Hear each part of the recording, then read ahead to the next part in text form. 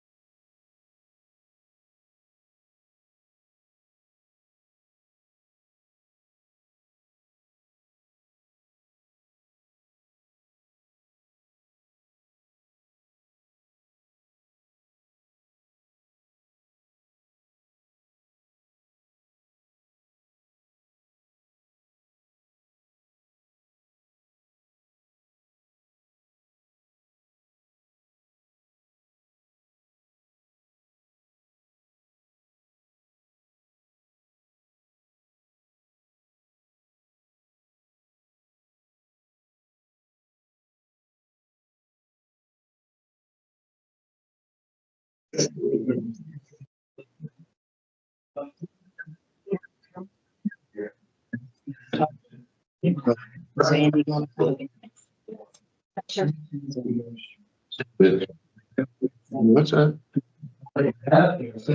Yeah, Justin, Sound's working that finally. he's been. It wasn't working before. Surgery. You just. Yes.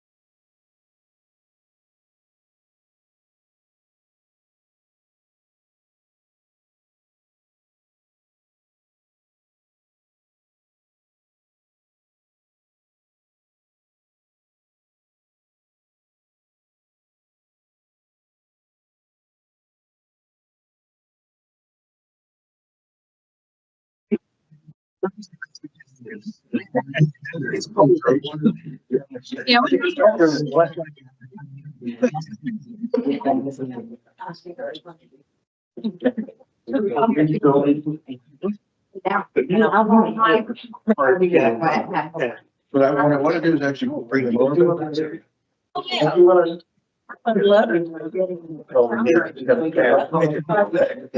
No, wait, I mean. For that very way. On that property back there. Well. This is low as it'll go. Can they, Oh, yeah. Can you see their heads? They can see you. Never been there. the only one I can't is the person in a blue shirt at the podium. Then I wouldn't be able to see them.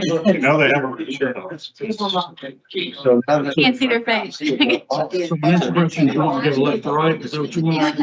I was gonna start. That's what I'm doing. No, I'm going left or right. I'll know my name. One thing is. Haven't Who wants to do the pledge? Mhm. Extreme. I've heard this. Yes. I'm not scared.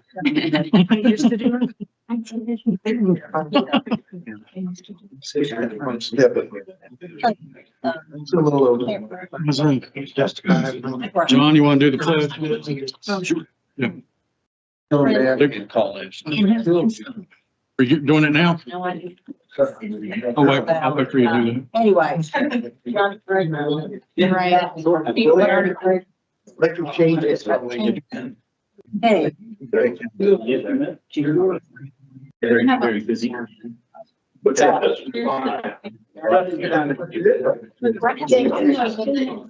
the agenda. I've got it, again, this is signing in to talk about the reason and agenda. And if anybody has a, decides they want to in the middle of it, just let us know and we'll add you to it.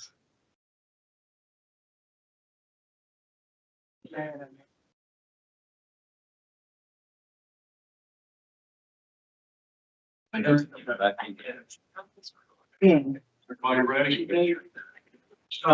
Besides Ms. Anderson,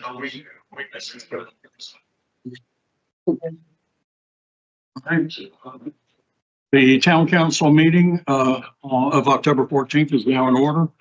We're going to start our meeting as usual with the Pledge of Allegiance, and I've asked town council member Jonathan Hamilton to recite the Pledge of Allegiance.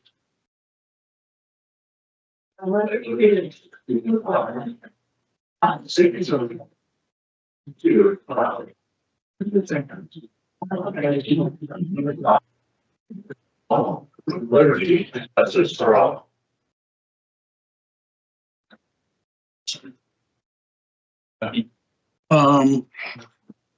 Mayor Pro Tem Linda Vaney will now give us our invocation. If everyone would please bow your head. Dear Heavenly Father, thank you for bringing us together this evening to serve the citizens of our town. Thank you for the many blessings you have bestowed upon us. As we listen and discuss important matters, grant us wisdom, respect, and unity. Guide us with understanding as we move forward in our work and projects for the good of our community. In your name we pray. Amen. Amen. All right, we're going to do our introductions. I'm going to start over here on the left, but before I do, our town attorney, Ashley Anderson, is joining us by speakerphone, and she'll be in on the entire meeting. I'm going to start over here on the left.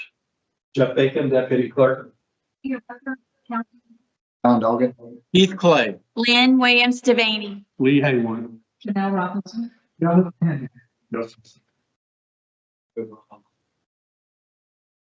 And now we go to the adoption of the agenda. Does anyone want to make a motion on the adoption of the agenda? Mr. Mayor, if I may, I would like to amend this agenda and take off number 11, which is the closed session. it's my understanding we don't have anything to discuss in that tonight. So is that a motion? Well, I'll make the motion. I was told there might be another one. Yes. I'd like to move 7C to 9B. E to 9E. I would like to amend my motion, that we, in addition to taking number 11 closed session off this agenda, we will move 7C to 9E. Any others? Right, so your motion is to amend the agenda to take 7C and move it to 9E and to delete the 11 from the agenda completely, the closed session, remove that completely. Is that correct? That's correct. Mr. Mayor, I second that. And who is that? That was Heath. Heath, seconds the motion. Is there any discussion? Hearing none, we'll take a vote. All those in favor of the changes to the agenda signify by saying aye. All those opposed. Hearing none, those changes have been made. We're going to go to announcements and recognitions. Does anybody have? Mr. Mayor, I Yes, ma'am. have some announcements I'd like to share. First of all, I wanted to give a warm and loving shout out to Jeanette Dockery, especially, and staff for holding such a wonderful Touch a Truck event. I think there were over 2,000 people there. It was amazing to see all the age kids running around, from the little teeny toddlers to even middle schoolers and that type of thing. But it was wonderful. We had some new vehicles there that we had not had before. We had just a mixture of stuff. We had the little train ride going through the whole event, which was fabulous for the children. So Jeanette, you outdid yourself, and we all really appreciate your hard work.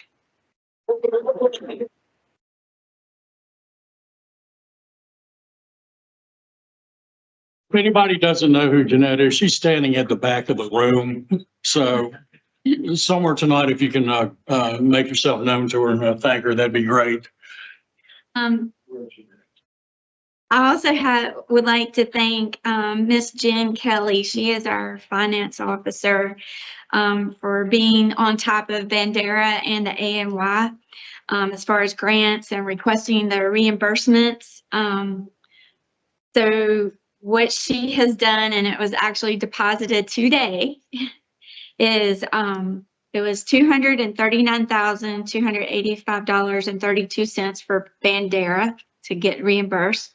And then for the AMY, it was $61,970. For the deposit total was $301,255.32. So thank you for being on top of that. We really appreciate it. These projects are definitely on their way. Let's see, also, just a couple of events coming up. The Summerfield Fire Department is having the trunk or treat on Friday, October the 31st from 5 to 8. And all the proceeds are going to benefit the K9 Responder Foundation. So head out that way on the 31st. Just a reminder that Election Day is Tuesday, November 4th. And early voting, I believe, starts the 16th at Burr Mill. 16th at the courthouse, 23rd. Okay, thank you for that correction. On Tuesday, November 11th, Town Hall will be closed for Veterans Day. Therefore, our regular scheduled Town Council meeting will be held on the following day, which is Wednesday, November 12th. It's on the calendar. On the website. Also, due to the Thanksgiving holiday, the following committees have been moved. The Trails and Open Space is going to be on Wednesday, November 19th. The Board of Adjustments is Thursday, November 20th, and the History Committee is Thursday, November 20th. I believe the Board of Adjustments meets in this building and the history meets at Town Hall, so they can have the meeting on the same night. And also coming up on Saturday, November 22nd is our Christmas tree lighting. And it will be at 5:30 at SAP, which is the Summerfield Athletic Park. So that's the park off of Highway 220 North. Last year it was wonderful. So please come out and join us for that. And I think that is it. Anybody else? Okay. I do want to remind people that there is a candidate forum coming up this Thursday here in this facility. It's at 6 o'clock, and all the Summerfield Town Council candidates have agreed to participate. And it starts at 6 o'clock this Thursday. So if you haven't heard what the candidates have to say, now that would be the time to do it. And I do want to give out a shout out to a couple of the people in here. Pressie's is a new business that opened up at the Golden Antiques Shopping Center. They do jewelry and other nice things like things for the ladies. And she asked us if we could attend her grand opening. And I believe Mr. Hamilton was able to attend, Ms. Robinson and Mr. Doggett. And it was a very nice event. And it was just the kind of business that we would like to attract to Summerfield. And everybody had a great time. So I want to thank them for coming. And that's all I've got to say. So I guess we'll move on. Anybody else? Okay. All right, we're going to move on to public comments, and this is limited to 3 minutes per speaker. And if you've signed up and you're wanting to speak to the public hearing, the rezoning, this is not for that. This is for general comments, and we have a separate section for the rezoning hearing. So first up is Teresa Perryman. Ms. Perryman?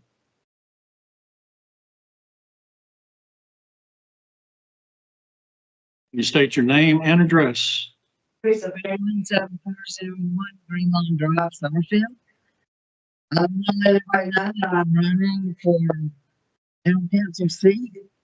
I have the experience that I think needs up here is that I ran from 2017 to 2021. My past history and votes have shown that I am a fiscal conservative person. I've been advocating for Summerfield since 1995. I've been here, born, raised here, and I've lived for this town that I call home. In 2017, we created a group called Save Our Summerfield, and we got over 2,000 signatures on this petition to protect our water. I have been coming to the town meetings regularly, and I have attended or read the minutes from our committees. I was the only one who voted no in 2021 to high density in our UDO. And I am definitely against eminent domain over this trail. And there's this is the lifetime resident here, and I feel like I know what this town, I've heard from the citizens of what the community needs and wants, and what I think protecting us from to keep it rural is the water study done for this town. A lot of people don't know there was a water study done, but it said the 1 year that we can hold 1 house per 1 acre. And I think that's what we need to stick to. That got changed in 2021. When the rest of the council put higher density in the UDO. But I was the only one who voted against it. And I would like to vote again November 4th. Thank you. Thank you, Ms. Perryman.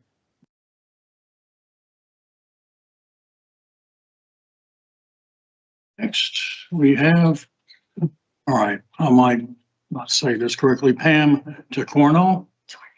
Torkinol? Yeah.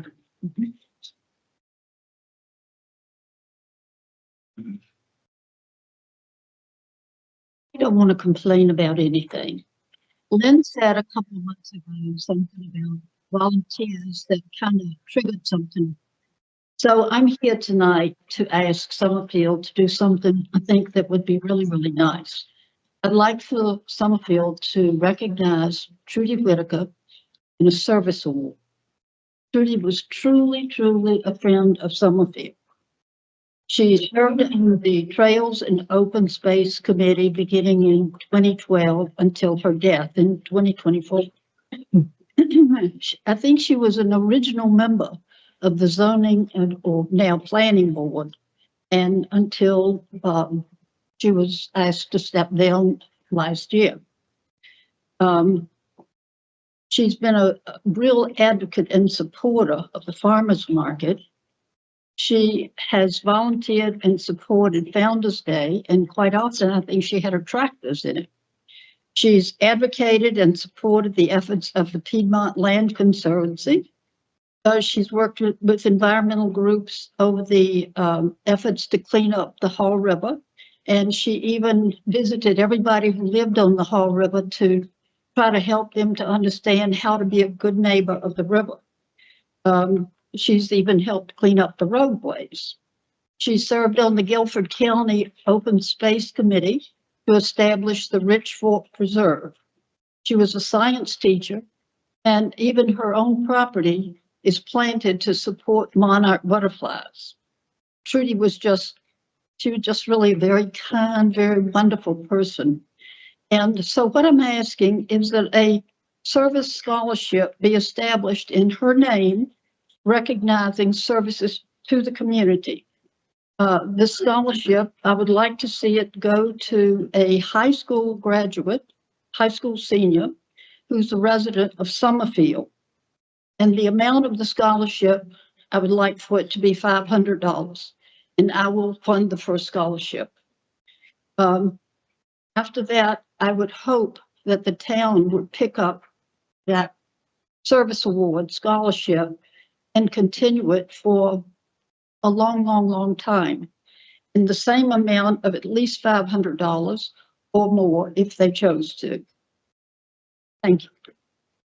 Ma'am, thank you for that. You do reside at 6800 Brookbank? Yes. Okay, thank you.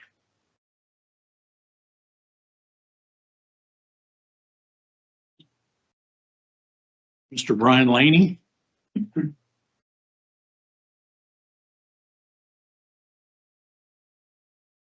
Brian Laney, 4711 Crestfield Road here in Summerfield. I also attended the Touch a Truck. It was a great event. All those smiling faces, it was incredible.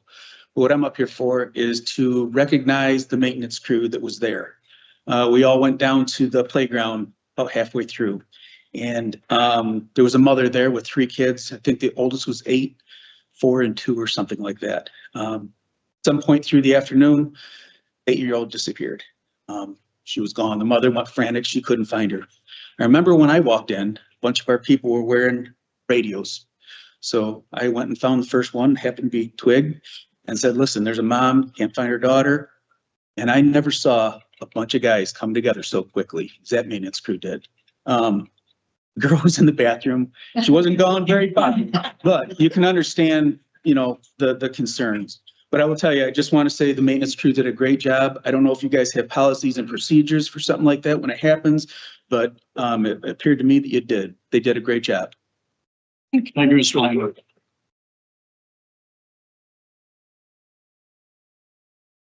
All right. Kyle Stalls.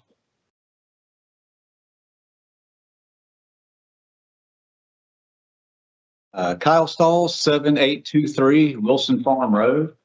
I'll address Proud instead. My name's Kyle Stalls. I am a council candidate this fall. One of the 4 folks running. I've been knocking on doors. I've been handing out flyers. It's been a time. But just a little bit about me, so you'll know something about the name on the ballot. I've been living out in Summerfield for 2 years. My wife and my 2 children, we came out here and we, absolutely love it. I work in civil engineering. I'm educated as a landscape architect.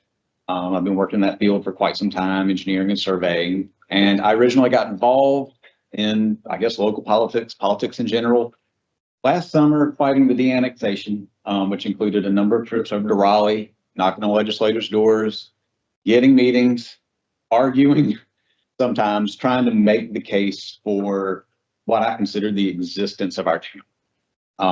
And I can't really explain why I got so passionate about it, but I did. I enjoyed advocating for the town, and I'd really like to do that in a more official capacity. So that's why my name's on the ballot this fall. I'd also say I am on the planning board. And as everybody knows, the planning board did find this issue that's coming up tonight for the hearing to be in accordance with the comprehensive plan. And I just want to address the council at this point to say, there was a stereotype in Raleigh that kept getting thrown back in my face that really the whole population of our town was unreasonable. We wouldn't work with anybody. We were just difficult and very negative. And I want to say that the planning board meeting that we had in which we heard the upcoming case, I think that meeting proved all the stereotypes wrong because it was a packed meeting. It was tense, but the residents brought reasonable concerns and presented them in a courteous and clear way so that those of us on the board could actually understand, could think through things. You just couldn't ask for a more well-run meeting, and it all came down to the residents of our community who are willing to come out and be reasonable and completely nix that unfair characterization that I heard over and over again. So this is a big project. And if it does move forward, I just really strongly encourage council to continue listening to residents if it moves forward, continue to hear their concerns, and to really include them in the process because they're here and they're willing to be part of it. So, and you can't say that about all communities. So we've got a great group of citizens here, and I was just really impressed. So that's all I have. My phone number is 252-945-7825. I've got a Facebook as well if you want to reach out with any questions or concerns. Thank you. 3 minutes, 3 seconds. That's awesome. Thank you, Mr. Thompson. Next week, I think that's it. Is there anybody else that would like to speak tonight? Going once, twice? We're going to move on. We're now going to go into the public hearing part of our meeting tonight, and that is a rezoning issue, RZ-02-2025. All right, I'm going to need a little bit of guidance here. Are we, is that? Mayor, you'll need a motion to go into the public hearing, the motion to exit. Okay, all right. I'll entertain a motion to go into this public hearing. Mr. Mayor, I'll make the motion that we move to the public hearing RZ-02-2025. As Ms. Devaney making the motion, is there a second? A second. Second by Mr. Hamilton. Is there any discussion? Hearing none, we'll take a vote. All those in favor of going into the public hearing signify by saying aye. Aye. All those opposed? Hearing none, we are now in public hearing mode. And for that, I guess what I need to know, I'm still learning, folks, so bear with me. Is anybody going to, I guess, describe the acreage, that sort of thing? I mean, is that? Mr. Mayor, our town planner Town planner, okay. will lead off. Justin Snyder, Yes, sir. I'm going to introduce you as our town planner, and he's going to fill everybody in on the ins and outs of this rezoning hearing, the parcel in question. Thank you, Mr. Mayor. And if you'll bear with me, this is a long staff report because there's a lot to it. So I'll try to get through it as quickly as I can. So this is a rezoning request, RZ-02-2025. It's a request to rezone plus or minus 21.44 acres of property located at 4604 US 220, 4622 US 220, 1510 North Carolina 150 West, 1508 North Carolina 150 West, 1420 North Carolina 150 West, and 1428 North Carolina 150 West. The request is to go from RS30, which is single family residential, to conditionally zoned business. These are Guilford County tax parcel numbers 146-174, 145-999, 146-000, 146-001, and also a 13.51 acre portion of parcel 145-995. And so this is located at the northeast intersection of Highway US 220 and North Carolina 150 West. And the purpose of the rezoning is to allow the applicant to develop this portion of the tract into a retail shopping center to support future residential and commercial growth in this region. This intersection is a prime commercial or mixed-use development zone, and the commercial development is supported by the comprehensive plan. As part of the application, the applicant has proposed several use conditions, and those have been voluntarily agreed to in writing by the applicant. And the following uses would be prohibited from the site if this is approved and if council agrees.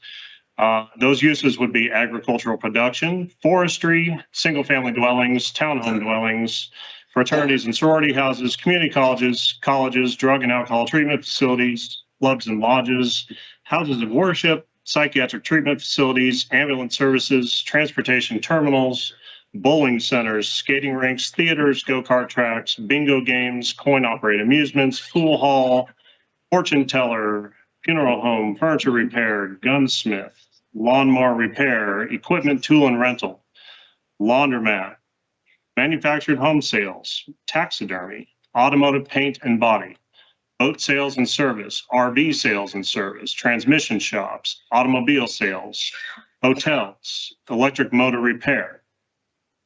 And then the town council will have the final authority to approve or deny this request. And because this is a conditional zoning decision, the town may also impose additional reasonable and related conditions to the development, provided the applicant does agree to them in writing.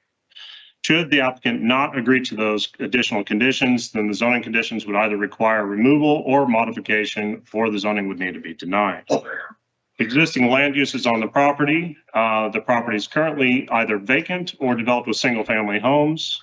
Surrounding land uses to the north are single-family residential. To the south, single-family residential and commercial lands separated by North Carolina 150 West. And you can see these on the map on the screen in front of you. To the east is vacant and single-family residential. And then to the west is commercial land separated by US 220. There are no inventoried historic resources on or adjacent to subject property, nor are there any cemeteries known in this area. Fire protection district would be Summerfield Fire, and this site is approximately 0.8 miles from Summerfield Fire Station number 9. As of right now, because of the lack of public services available, the site would be served by some sort of private well and septic system. The layout and the soils for any new development would then need to be evaluated and approved by Guilford County Environmental Health as part of the site plan review process. Transportation, the existing conditions, both US 220 and North Carolina 150 are major thoroughfares per the adopted collector street and thoroughfare plan. As far as proposed improvements, upon any development, all road improvements will be subject to both fire code and North Carolina DOT regulations. North Carolina DOT has been working with staff and the developer on the traffic impact analysis, and the recommendations that come from that traffic impact analysis will be required improvements as determined by North Carolina DOT. And that's, again, as part of the site plan approval process. Average annual daily trips, according to the 2023 traffic volume maps from North Carolina DOT, Highway 150 had an average annual daily trips of 7,500 at its intersection with US 220. And US 220 had an average annual daily trips of 17,000 at the intersection with North Carolina Highway 150.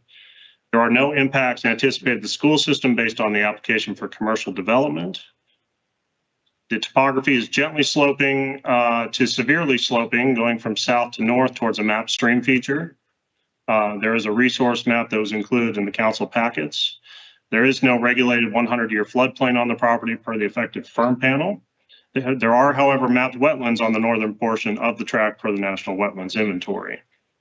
Property is not located in a water supply watershed. It is in the NPDES watershed area. It is not in a watershed critical area. Again, there is a map stream on the northern portion of the tract per the USGS and soil survey maps of Guilford County. Streams are required to be buffered per Article 9 of the Unified Development Ordinance.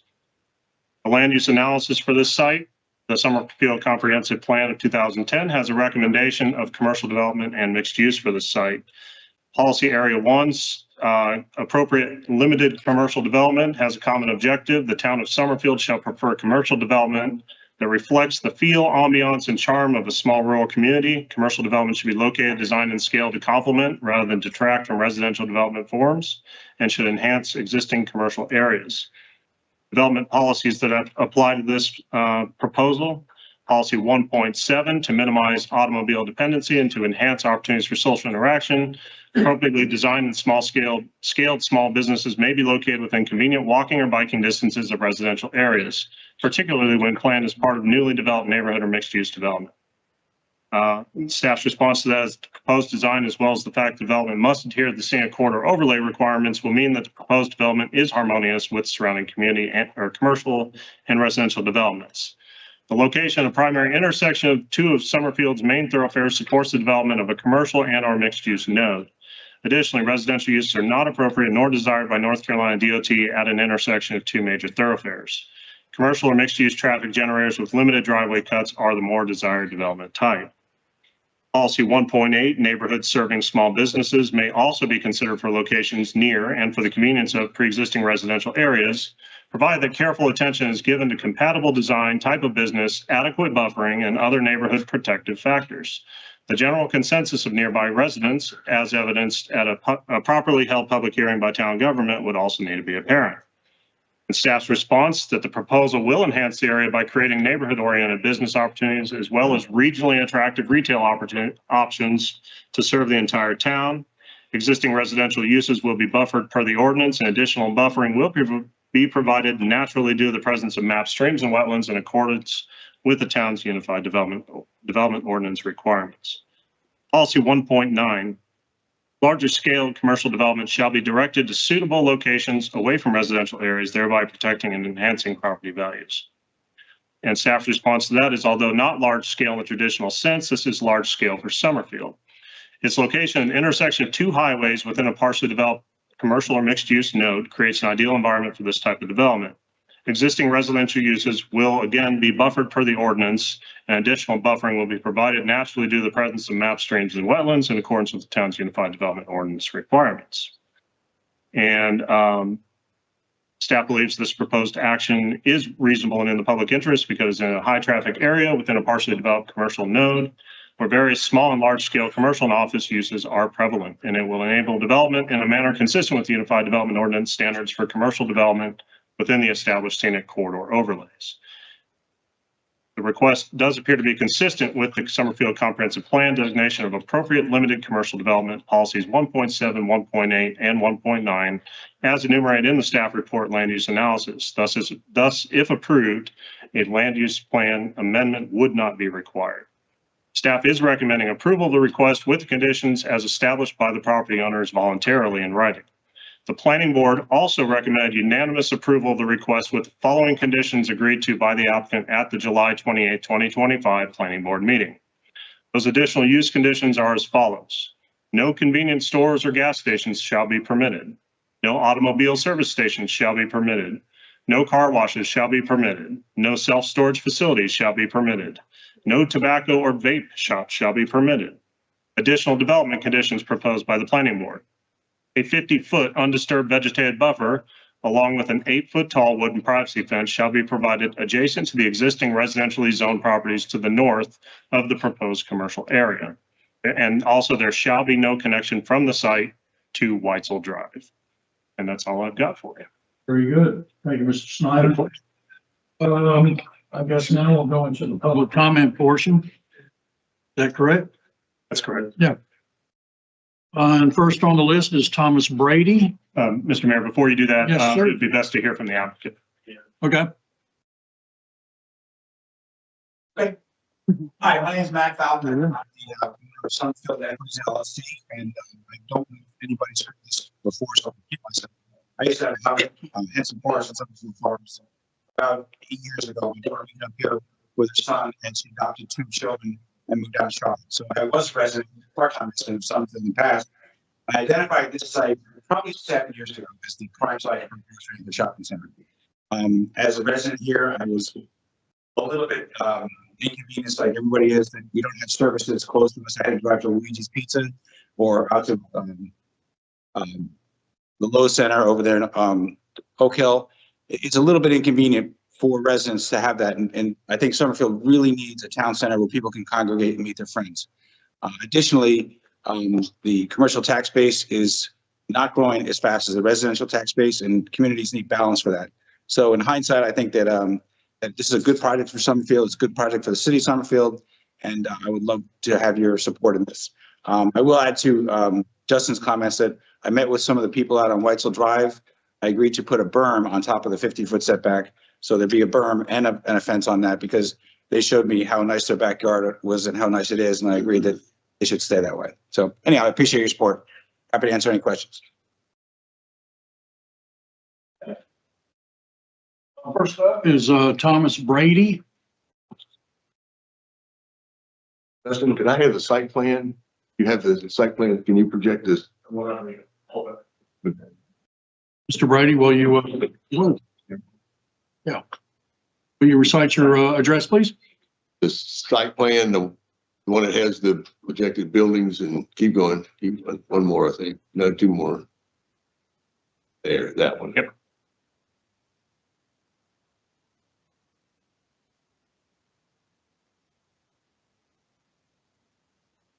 Scroll.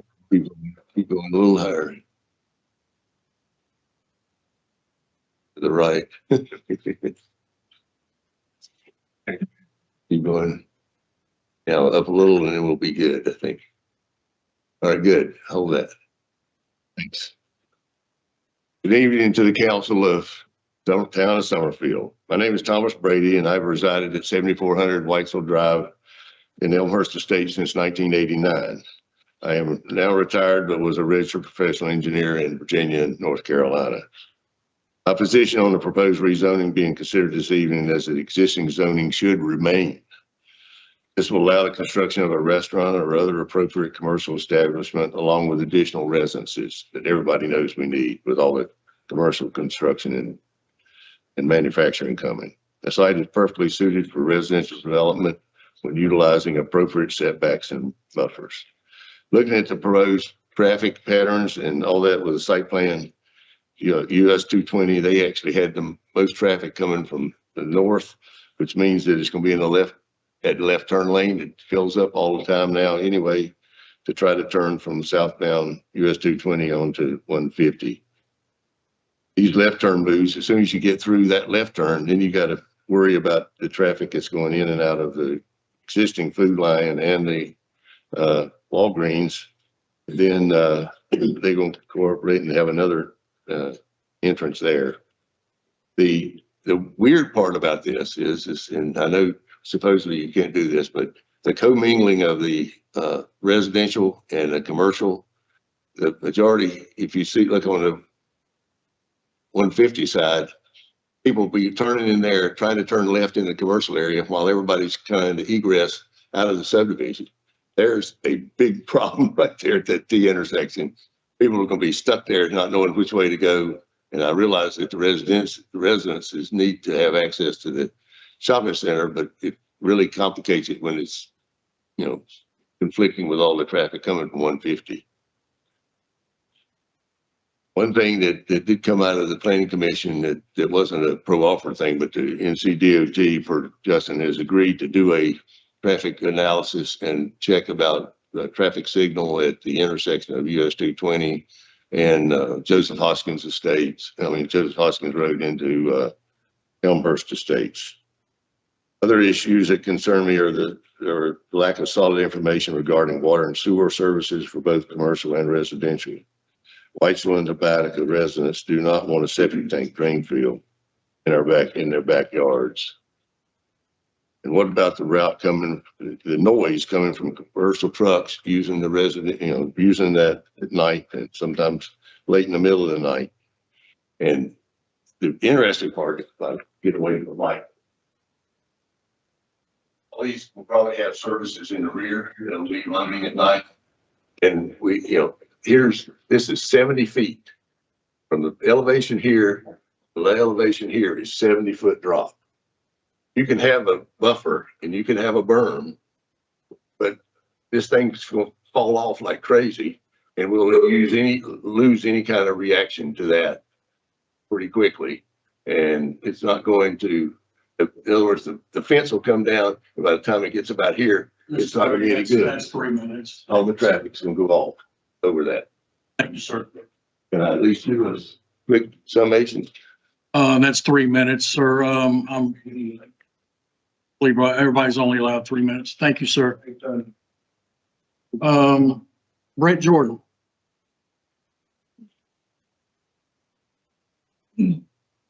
Before I begin, may I point on the map, our property?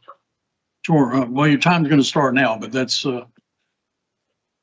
Property right here in the corner. where do you live, Mr. Jordan? My name is Brett Jordan. My wife Ashley and I live at 7487 Whitesville Drive, directly adjacent to the proposed rezoning site. Along with our neighbors, the Halpins, our properties are uniquely and most directly impacted by this development. I emailed all council members with details of our position and concerns and hope you've given it your attention. I would also like to thank Mr. Falconer for coming out and visiting us and walking the property and listening to our concerns.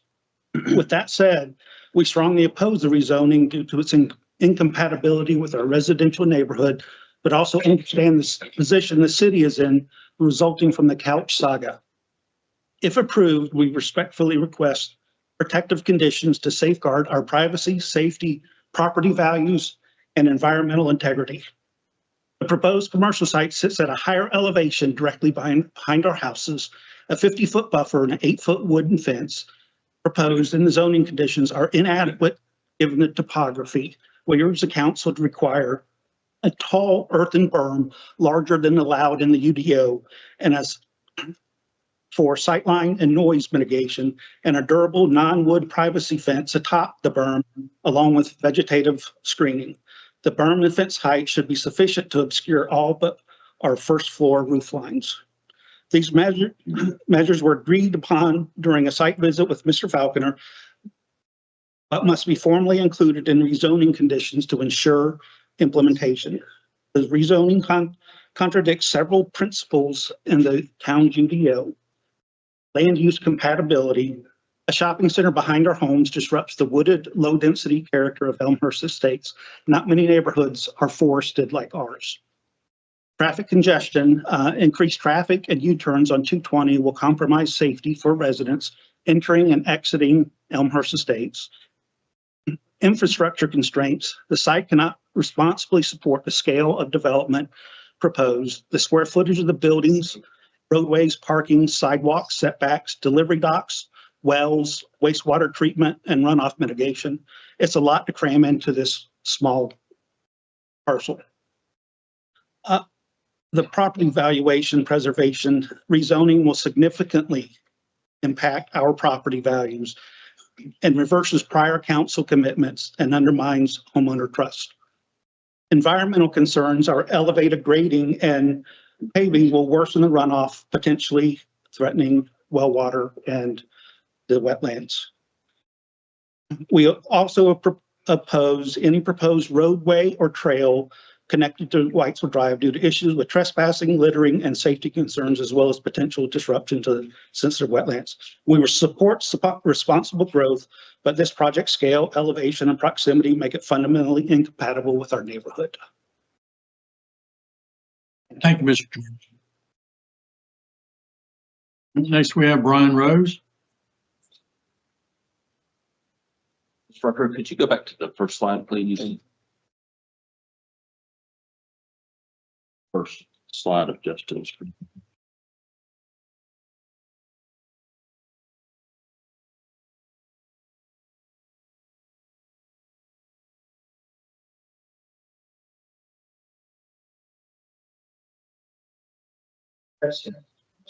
One show colors. Head on this. Yes, that one. Yep. Brian Rose, officially William Brian Rose. I'm at 7491 Whitesville Drive. My wife and I have been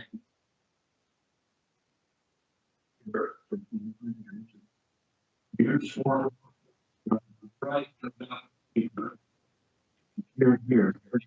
Drop off this Mr. Brady mentioned earlier. First of all, good evening, council members and staff. Thank you for your service to Summerfield, and thank you for giving us the opportunity to speak tonight. At the previous planning board meeting, my neighbors and I expressed several concerns with the proposed development request. I would say we are not entirely opposed to the request. we would like to ask for some changes to the plan as presented. Notably, there are concerns with water runoff, noise, and light pollution, and potential contamination of well water. Personally, my family has experienced 3 flash flood events in the 23 years we've lived here. We seek a fair compromise with the current plans. We love Summerfield, we love Elmhurst Estates, and we love the peaceful and quiet nature of our community. We also recognize the challenges Summerfield faces with pressure to develop and pressure to retain our town charter. We also recognize the pressure you council members face to find a balance. And so that's what I'm personally asking for tonight is please let's find a balance. Here are my requests. Balance the concerns of the community with the needs of the developer. And I don't know formally how to make these requests. Justin, you can educate me. If you list them out. Okay. Extend the undisturbed natural buffer. That's our tree buffer, which is the best noise and light pollution buffer you can have, to at least 100 feet. Currently it's set at 50. I think a 100-foot buffer would give us all, and then the berm that Mr. Jordan mentioned also would help as well. I think Justin mentioned in the planning board meeting that buffers like fences, whether they're wooden or stone, really don't do a lot to reduce noise and light pollution. So a 100-foot buffer would be our request. Please ensure that the net water flow is east down Highway 150 versus north in the Mears Fork. So for this plan, the drop off is here. If it goes into Mears Fork, it's going to back up this way, and the potential to flood us is there again. We can get that net flow down this way. That would be our request. I'm not sure how that happens because I'm not an engineer.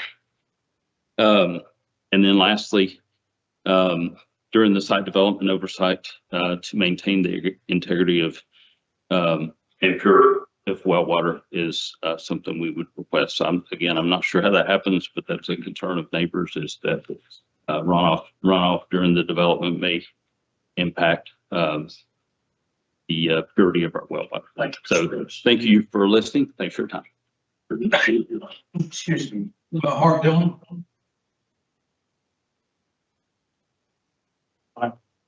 My name is Mark Dillon. I live at 8900 Largefield Drive.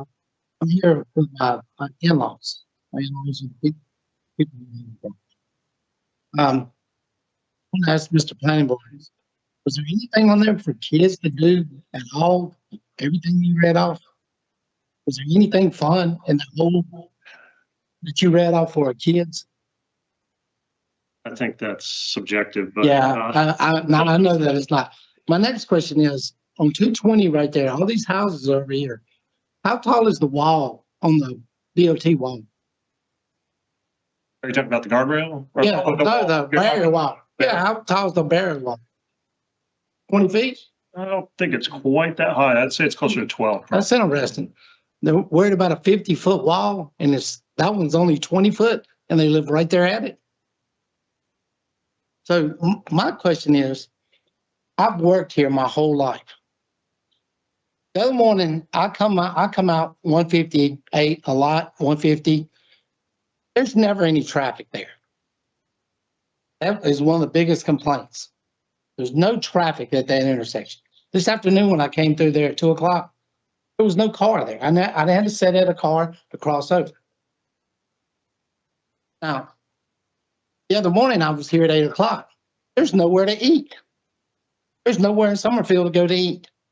You have to drive to Oak Ridge, to Bojangles, or go up in Greensboro to whatever that place is down on the right. You know what I'm talking about? Dear Dad's? Yeah, well, there's what's the one? There used to be Kentucky Fried Chicken. Gates.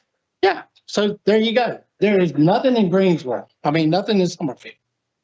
So what I have, when I've grown up here, what I have noticed is there's nothing for kids.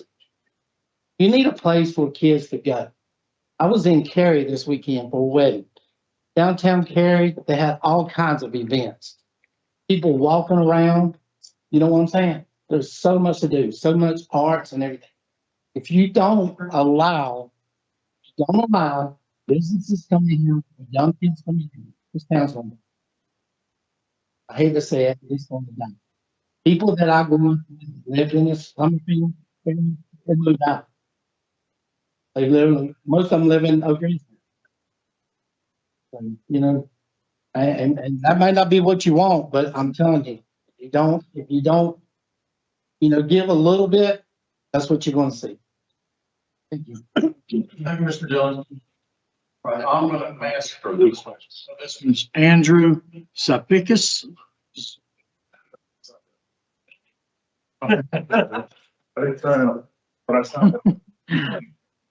And I've met you. Can you remind me how to pronounce your last name? Yes, it's very easy. It's like a 6-pack of beer. Zapax. Zapax. Thank you, Mr. Zapax. I appreciate it. 7495 Weitzel. Okay. Right along there with everybody. I'm going to reiterate what Mr. Brady talked about earlier. And its merit goes along with what Brett had talked about with the barrier. Tom's concern, and it's my concern too, because I live right there. I'll see it. If we do a 50-foot berm or 50-foot section and a 8-foot privacy fence, as it comes down the topography of the hill, well, you're going to be below like my 3rd floor. I can already see the top of the hill from my 3rd floor. So that fence is not going to do me anything. Now I'm a little further back, but Brett and the other folks that are closer, that fence is going to do nothing for them. So we should really, I propose we really have a site sound and noise study done to reiterate, if this plan does go forward, that we don't get impacted by the commercial side or the commercial aspect of this, because I build those commercial trucks. They're in there at 2 a.m. doing garbage dumps. That's when they load the roll-off containers and they're in and out. They're delivering. The reefer trucks are in there at that time frame. So the amount of noise you get with that is significant. And to that, on top of that, Tom has it written down as 70 feet. I can tell you it is beyond 70 feet. I know this because my leach field is on the corner right where the Tuttle Road supposedly comes up to. That map is not drawn right because that road is really far from the corner of my property. Because I know where my leach field is because I've repaired it several times now. So it's about 90 feet and I'm not quite at the top of the hill with my leach field. So you're looking at least 100 foot from Weitzel Drive proper to the top level portion of that property that he's talking about. So what I have, thank you. Thank you, Mr. Zane. I'm not going to say it. Teresa Perryman.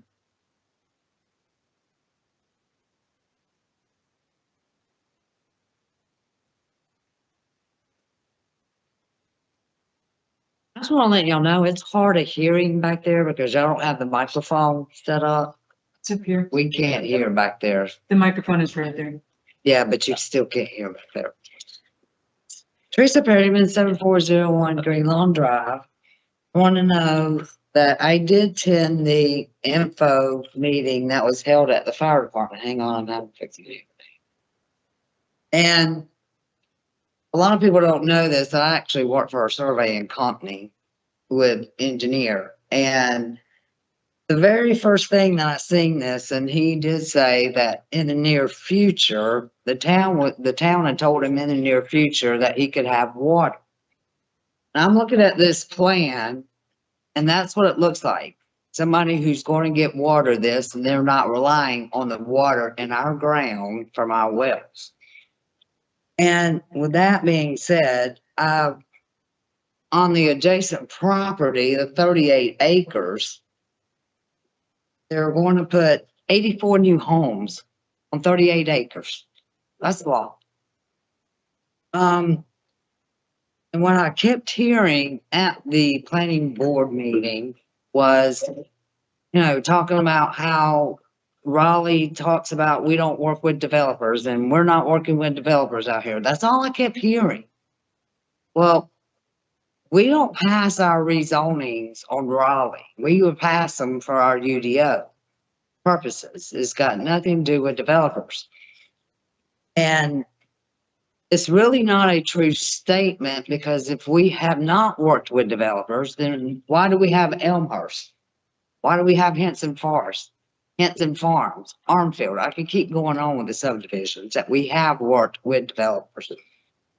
Now, a lot of people also don't know is because we don't have water and sewer. A lot of people compare it to Oak Ridge Commons. And I'm not even sure if the council is aware of this, but it sits on 90 acres. And 45 acres is what you see. That's what you see up front, it's 45 acres. What you don't see is the 45 acres behind it, and there's where his water and sewer is. So it takes 45 acres just to fill up the 45 acres in Oak Ridge Commons. And I think that's it, other than the traffic. And of course, I do like business on 220, don't get me wrong.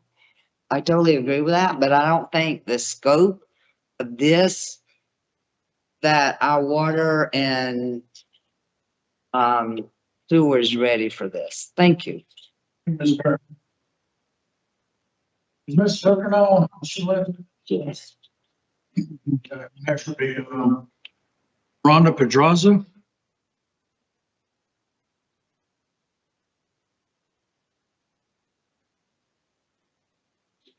Hi, my name's Rhonda Pedraza, and I live at 1410 NC Highway 150 West. I spoke at the planning meeting.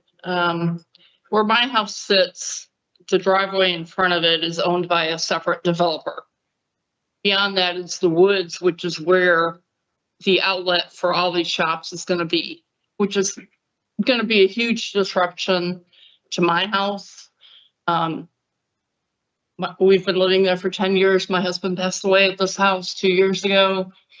I have a special needs son who doesn't want to move. The thought of him building all these houses in front of me and to my side where the land wouldn't perk anyways. Back in the 90s, it would perk then. Why would it perk now? Why, I'm going to have 9 houses in front of my house and 7 on the side.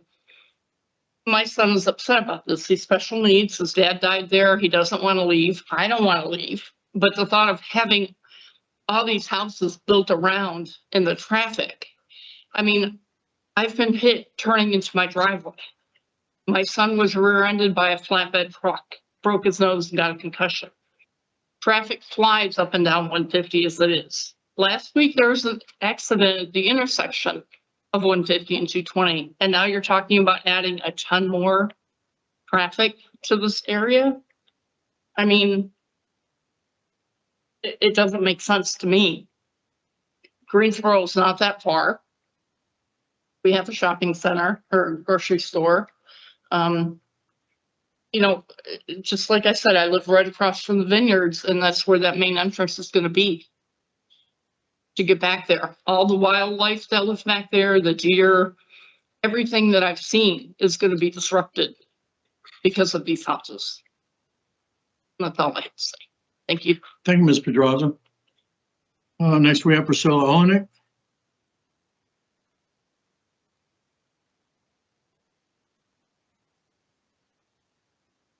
Evening, 3100 Pleasant Ridge Road. So I'm probably one of those people that Kyle was talking about, and I'm not one of those people that he was talking about because I grew up in Summerfield. I moved to Oak Ridge and I came back. So usually I'm pretty hard in the no column, but I've done quite a bit of studying, and we were on the UDO committee and we researched the comp plan, and it's pretty clear that everybody thought that our commercial development should be centered on 220. All 3 corners have commercial development, and I think that it aligns with the comp plan. I think there's a lot of interest in having some variety in grocery, some variety in, maybe restaurants. I do think that this is a suitable spot. I hope that Mr. Developer here will listen to the neighbors. He's already made some concessions. It sounds like they're asking for some more. I feel like he's been pretty amicable to make those agreements. He removed all the conditions that I asked for last time, so thank you. I also sent him an email a couple months ago, and one suggestion I made to him, which I realized that the RS zoning has nothing to do with this.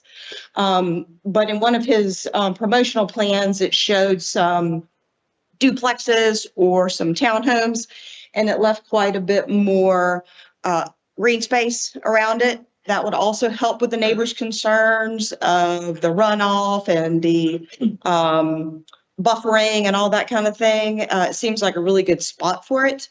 He can do he's already zoned RS30, so he has the densest zoning that we already have, so we can't change that. This is about the commercial rezoning. I have serious doubts that he might get everything he wants, but I understand, and I read in his packet, that he has some sort of fancy packing septic system. I don't know if that would be used in conjunction with the houses or whatever. But that may be a good solution to get us some of that variety of housing that we've all said we wanted, some duplexes and some different varieties, maybe a little bit smaller scale. Asked if he would consider maybe marketing that. I think that would be a win-win for the neighbors, as well as the community. That's certainly a type that we're supportive of.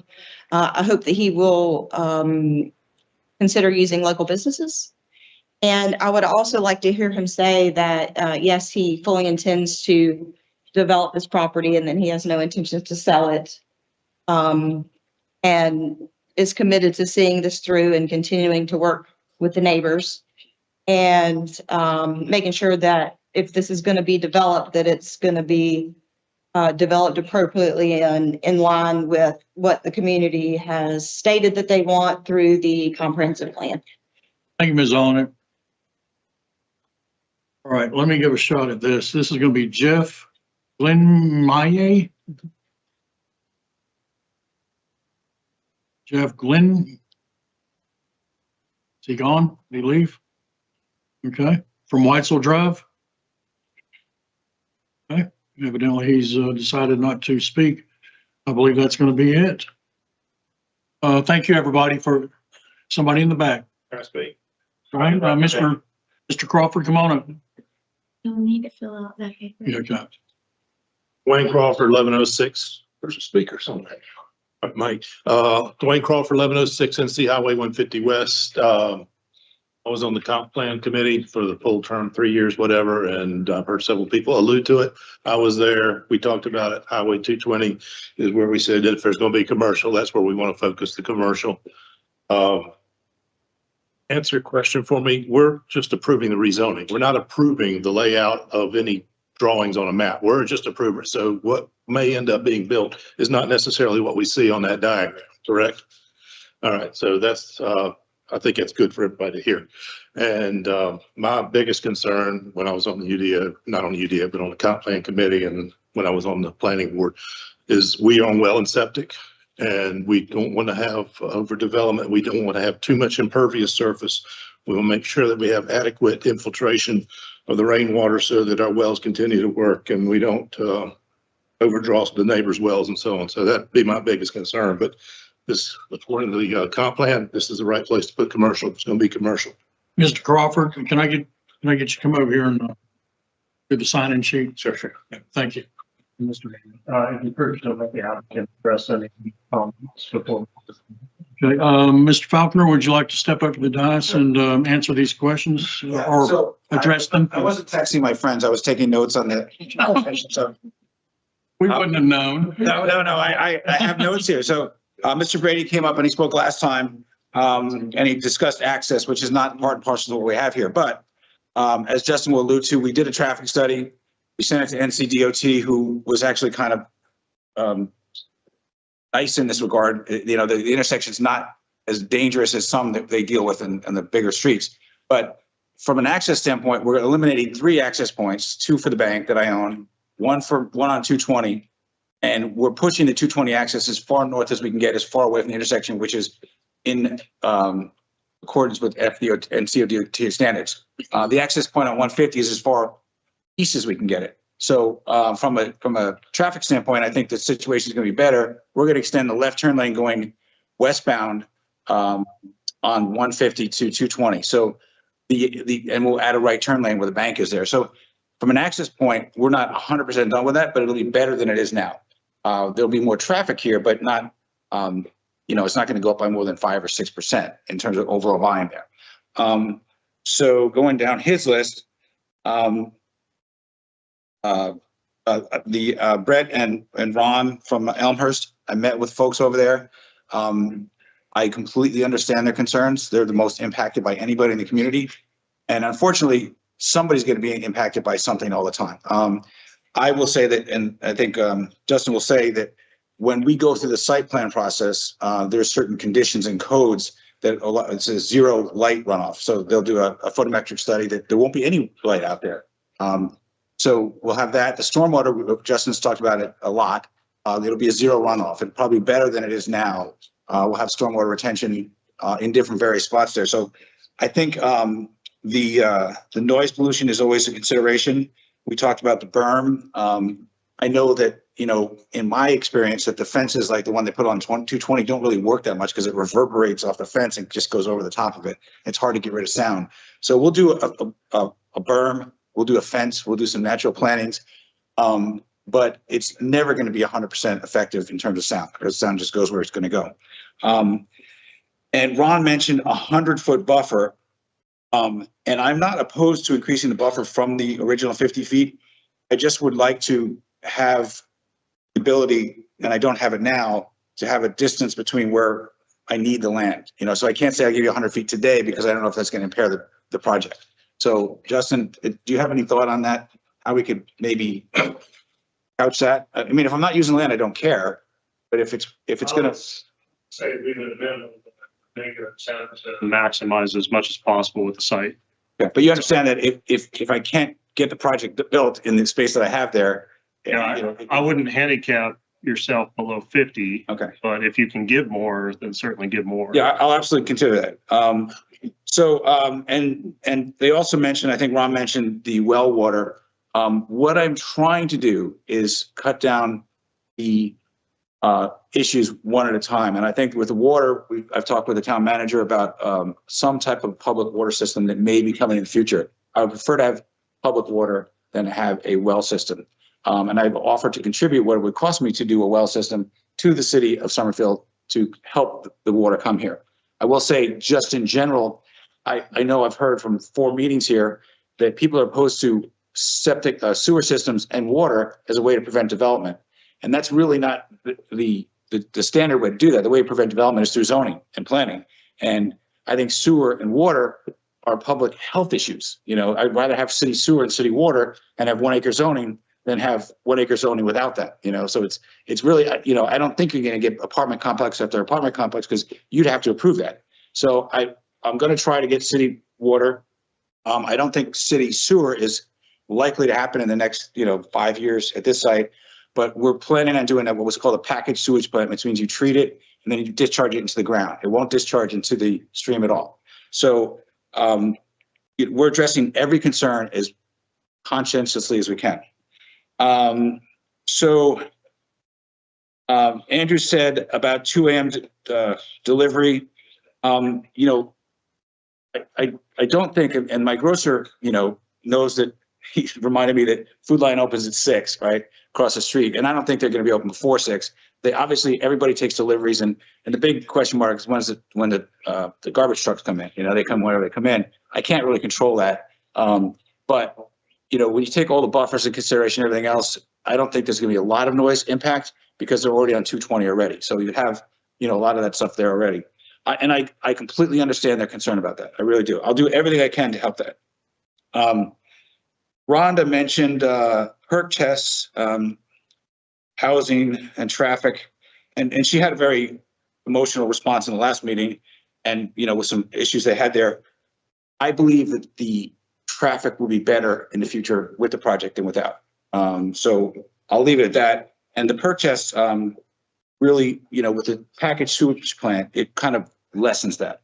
And somebody else said, we use the, same system for the residential and the commercial, and the answer is yes. You know, we're gonna save $20,000 per house to do the system residentially, so I think that works, you know, doing them combined there. And I think you should encourage that of everybody that comes in there, to try to get more technology and have less negative impacts from sewer.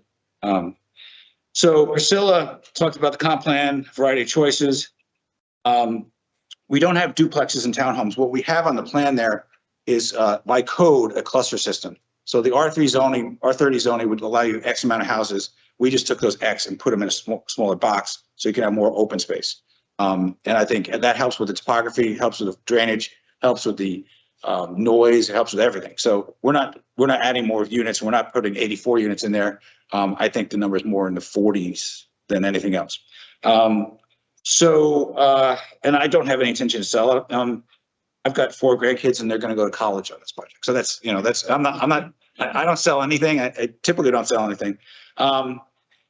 Mr. Crawford said the site plan is conceptual right now. It is absolutely conceptual, but it meets, it checks, it's not a, what I call a sketch plan. It's an engineered plan that has dimensions on it, has parking spaces on it, has the right building footprint on there, and the out parcels there. So it'll be very much like what you see there. And Justin's gone over the corridor plan and the rendering plan. It'll be the nicest project in the area. It'd be a lot nicer than Oak Ridge and the Harris Teeter south of here. So anyway, if you have any other questions, I'm happy to answer. Well, now's the time, I guess. Okay. They're telling me I need to close the public comment section of this hearing. So is there all right? Is there a way for me to read one statement that I'm afraid not. Everybody's entitled to 3 minutes, sir. I'm afraid not. Well, you should have had 3 minutes like everybody else did. Why can't this gentleman here rebut it just for a second? Right. I don't care. I don't care. All right, we're going to close this. Can you speak to the developer afterwards, sir? Mr. Mayor, I would like to make a motion that we close the public hearing for Sure. RZ 02-2025. Is there a second? Second. Second by who? Heath. Any discussion? Hearing none, all those in favor of closing the public comments section of the public hearing on the rezoning RZ 02-2025 signify by saying aye. Aye. All those opposed? This public hearing is now closed. All right. Did any of y'all board members have any questions for Mr. Falconer? I do. I did too. Okay. All right. The traffic's obviously going to be a lot more than what's there already, especially what I hear is coming. Is there any plan to, I don't see it anywhere, but is there a plan to widen the roads or turn lanes or any of that stuff? I mean, Justin, do you have any off-site stuff that I sent you? It looks like. I think there's another site plan that has what we proposed to DOT somewhere. I don't have it. Let's see if I have that. would that be your responsibility, or are you leaving that to the DOT, or is that something? The DOT doesn't pay for anything that I. So that would be your. That would be that way. That would be your. Yeah, and I will do anything that I can, and usually the limitation is right-of-way acquisition, you know? If there's a right-of-way there, if it's my property, it's my property. If it's DOT property, they'll let us do it. But I didn't think that there was anything, I'm dealing with this in Rocky Mount now with, you know, the same issues. I don't think there's anything that's going to prevent this project from being built and then being built to the DOT standards, is the way I put it the best. Mayor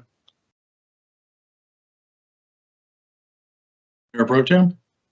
Yes, sir. So my questions are, first of all, I appreciate you being open to questions. I know I had called the planning director. I also talked to Twig, and then our town manager, and then I talked to yourself. So I really appreciate your time and openness to do that.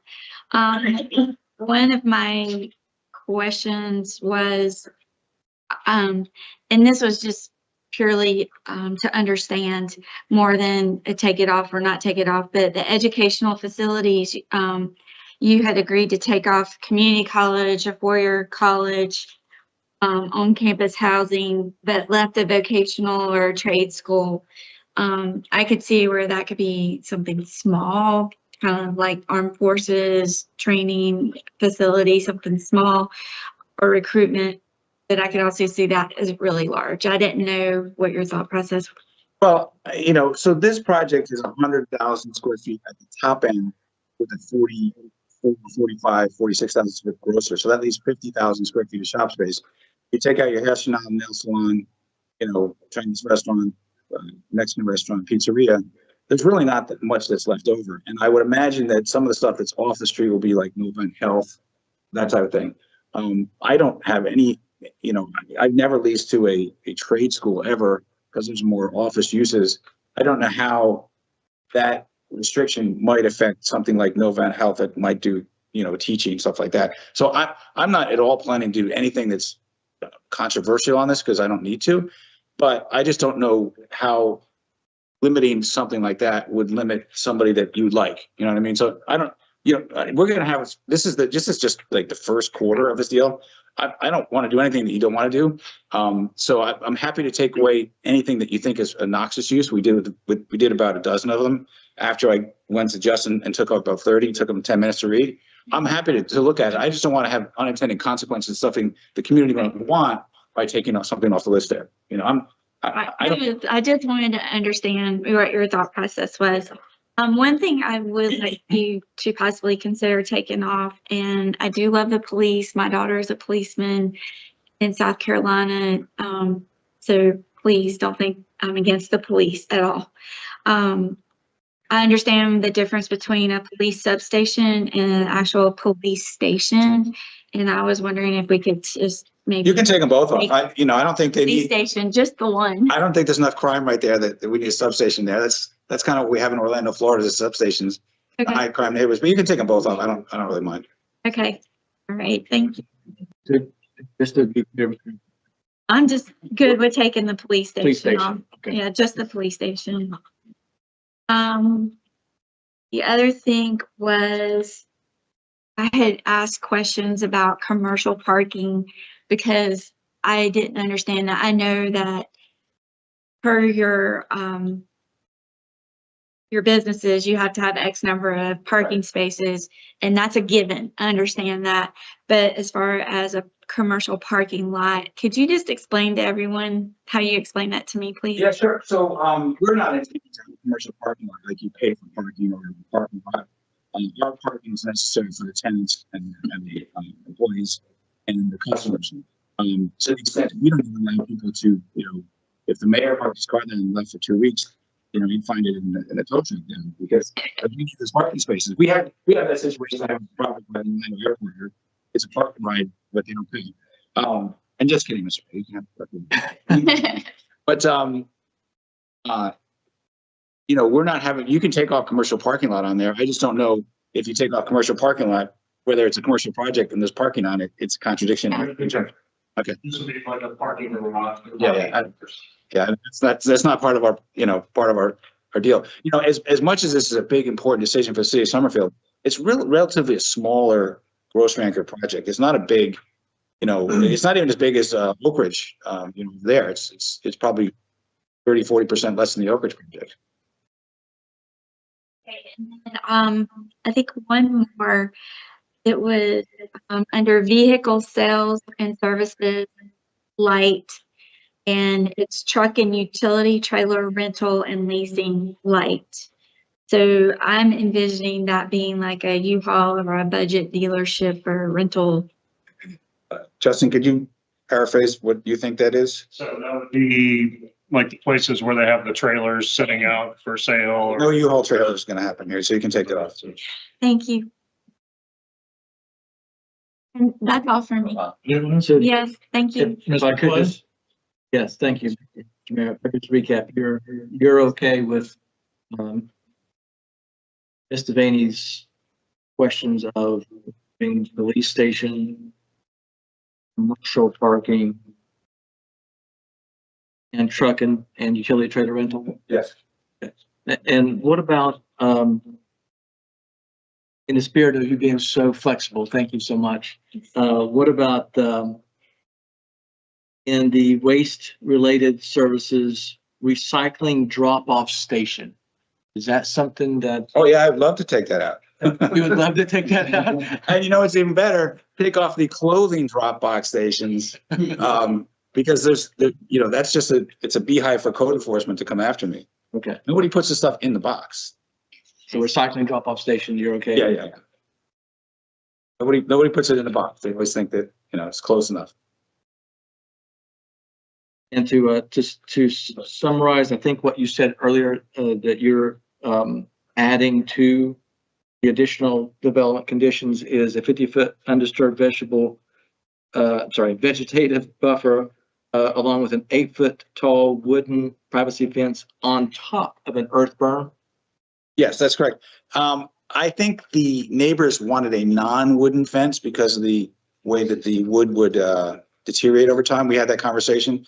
The code does not allow PVC or plastic, so that would mean it would be some kind of a stone fence.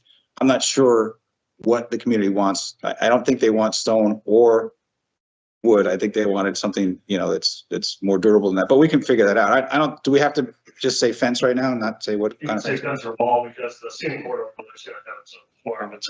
It's probably going to be either wood or brick or stone. Okay. Follow up to that question? Yeah. Is it okay to then remove this 8-foot tall privacy fence? Just remove wooden out? Yeah, I would take the word wood out because I don't think the community wants it because it's going to be unsightly within 3-4 years. Mr. Hammond? I was just going to say, earlier when folks were talking, they were talking about the berm and the buffer and the fence. And I think somebody said they wanted the fence higher. Is there anything you can do with the fence?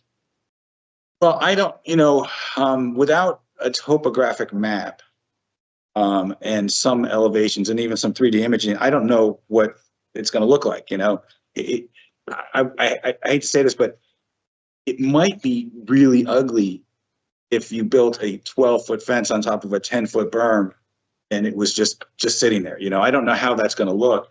If I were doing this just myself, I would do a field decision in the field, and say, okay, here's how this looks. Build a berm, walk out there, see what the fence should be. Yeah, it should be 8 feet, 10 feet, 6 feet or whatever. As far as the zoning is concerned, I think that you just leave it with berm, fence, and work from there. Because I'm happy to go back and meet the property owners during construction. And you just, here's the berm, here's the fence. Where do you want the fence? You want the fence on this side of the berm, this side of the berm, on top of the berm? Because when you go on site, it's uncertain as to how the berm and the fence are going to help the situation, if that makes sense. I know that from a first floor, and he mentioned third floor view, you're going to see over that berm, in the winter months. In the summer months, it'd probably be vegetated. You won't see through that. But in the winter months, I don't know how it's going to affect it. So I think it's better just to leave it as it is and then just work with the community after the fact. Because again, this is the first quarter of the game, and I'll be back in this building, a bunch of times coming in the fruition. So when we go through the site plan process, we might have a more detailed engineering and have the berm placed in a certain spot, and then say the berm goes from, say, 642 above sea level to 650, and then the fence goes from 650 to 658, and you can actually, do like the Vanderbilts do and just put a stick out there and see how tall it goes, So we could get down into that granular level, but I don't think we could do that here now. As we have those continuing issues with the site plans and things like that, we will have more meetings, right? So there will be a planning board meeting as well as an informational meeting. It does not come back to council for site plan approval. But the planning board would have another shot at it. If I could recommend something, I think Green Giant Arborvitae would probably be one of your best friends for noise and light control. It's fast growing, it's evergreen, and it's wide, and it would protect the view shed. Shaded areas? Grows the shade area. Can you send me an email on it? Because I need that for my backyard and my neighbors. I can't get anything to grow in the shaded areas.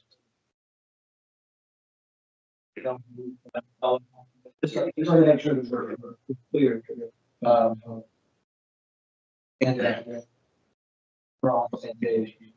A 50-foot undisturbed vegetative buffer along with an 8-foot tall privacy fence on top of an earth berm? Yes. Okay. Mr. Mayor, if I could address planner, I just want to confirm what I have read and think what I've heard is that the planning board has unanimous approval on this. The town planning staff has approval. There's been a DOT traffic impact analysis, a U.S. Fish and Wildlife Service review, as well as a surface water and wetland review. Correct. I'm assuming that when you do your site plan and all, you're not going to go in there and just cut everything. You're going to leave whatever trees you can leave in.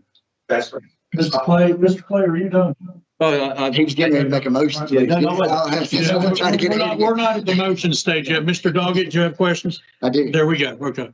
So, regarding trees, you know, I used to build, you know, just smaller retail projects that I didn't have to worry about trees. And I built a couple projects in Auburn, Alabama, that were 11 and 27 acres. And I said, I want to save this tree and that tree. And the engineer said, well, you can't because the ground's going to be 4 feet higher, 4 feet lower. You know, so in a big project like this, the trees within the disturbed area will likely have to go because of elevation changes. I mean, you might be able to save a tree or two if they're called, in Charlotte, they call them legacy trees, 30 inches or bigger.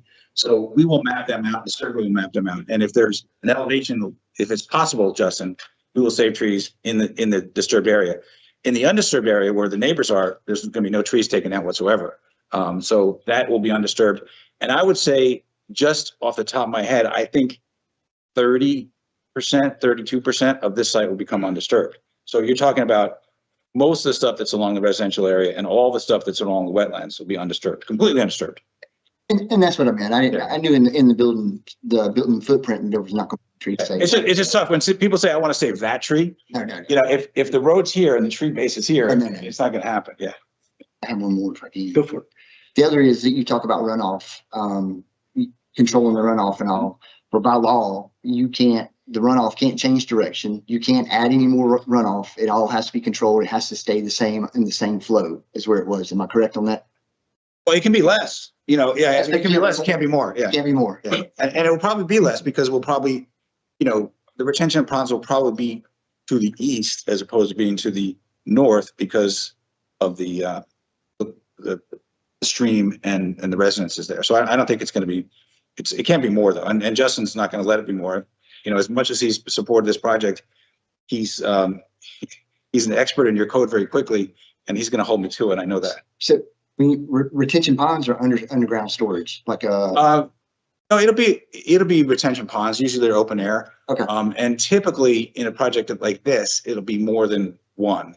Okay. You know, you'll have some on the commercial side, some on the residential side. You'll have, you know, some in the setbacks, and it's all over the place. But that's something that's to be determined. Okay. I'm good. Mr. Doggett? Yes, sir. Okay, going back around, we're going to start again. Just on the or this one was, how long is it? Is like a 10-year system or what is that? Well, in terms of a 10-year storm system? Yeah. Is there a year? So, Justin, is it a 50-year floodplain, and what's the number? I think it depends on the watershed, but in NPDES, Jordan Lake, it's probably 10 that you would design it to. What does that mean for 10? So it's based on a 10-year storm event, which the state has listed in its, let's see.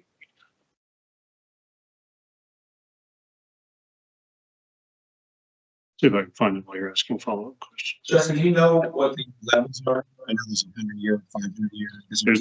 There's 10, 50, 100, 500, and 1,000. Do you all know what that means? Not too, the 10, 50. It basically means the worst storm you would have every 10 years. You have to build the system for the worst storm every 10 years. It's probability equation. So it's the probability of a 10-year storm event occurring in a 1-year period of time, basically, is how it's listed. But It basically open drainage channels have to be based on a 100-year storm, and closed systems, which is likely what this will be, has to be a 10-year storm. I didn't quite understand all of that. That's why I wanted to make sure. Yeah, so basically it's how, large and expensive the storm system is gonna be. If you're building for a 500-year flood, then you probably take the whole site.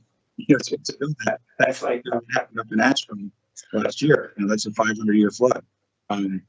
Now is, there's this concept last time was a 10-year number. Now I don't know, the difference between 10 and 50. I do know that, the engineers design its code, and that it will probably be less effect on the area than more. So that's, it's not in my expertise to really talk about storm drainage like that. You're building this for. That's what the code says, yeah. Unless it's an open. If it's an open system, it has to be designed to 100, or if he has to get a 401 permit, Army Corps permitting 404, or if there's stream buffers. I want to stay away from the Army Corps. That's 100 years.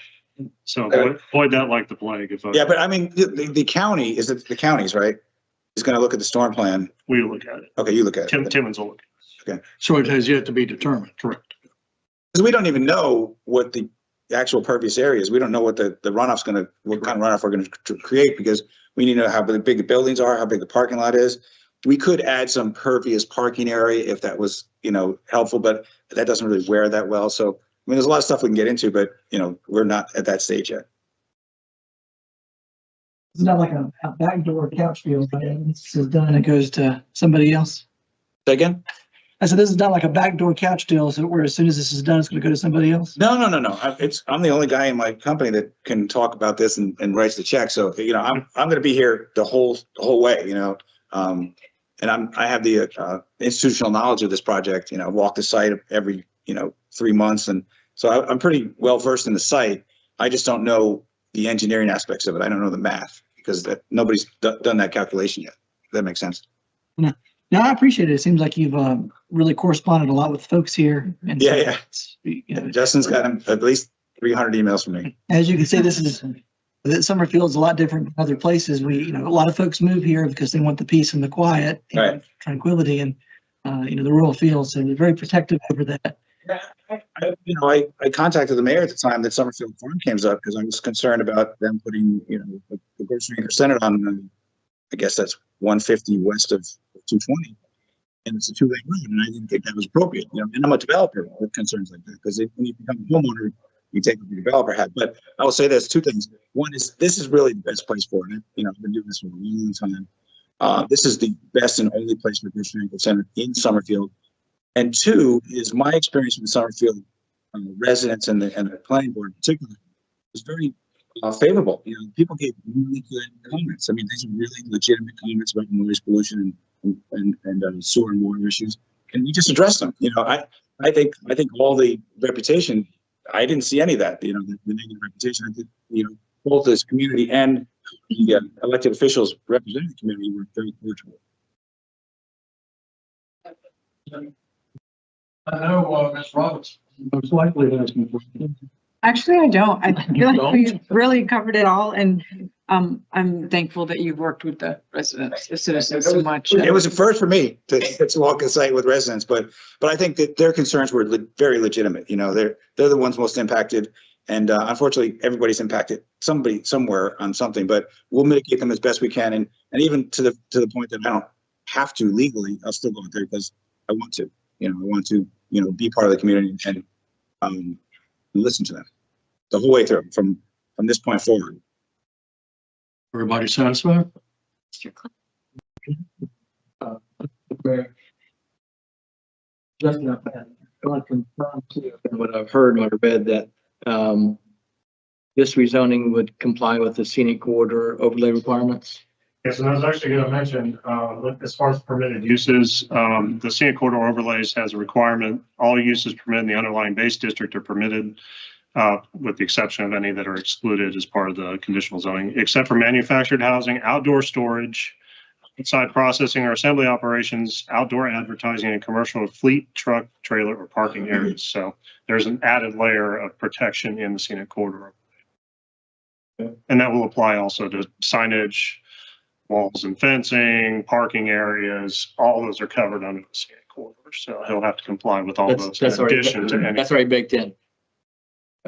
And this commercial development mixed use complies with our comp plan? That's correct. And this rezoning aligns with our master plan recommending commercial projects be located at major intersections? That's correct as well. Mr. Rotner, I applaud you for attempting to invest in our community, adhere to our, and abide to our UDO and comp plan without requesting or leading into some major text amendment. I appreciate your efforts in working with the citizens, working with council. I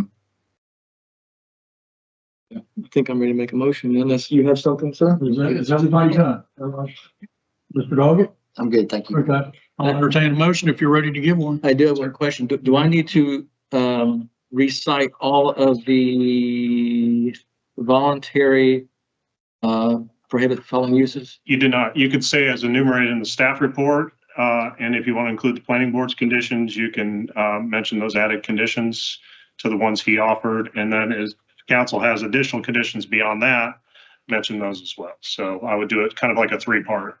Three-part? Yeah.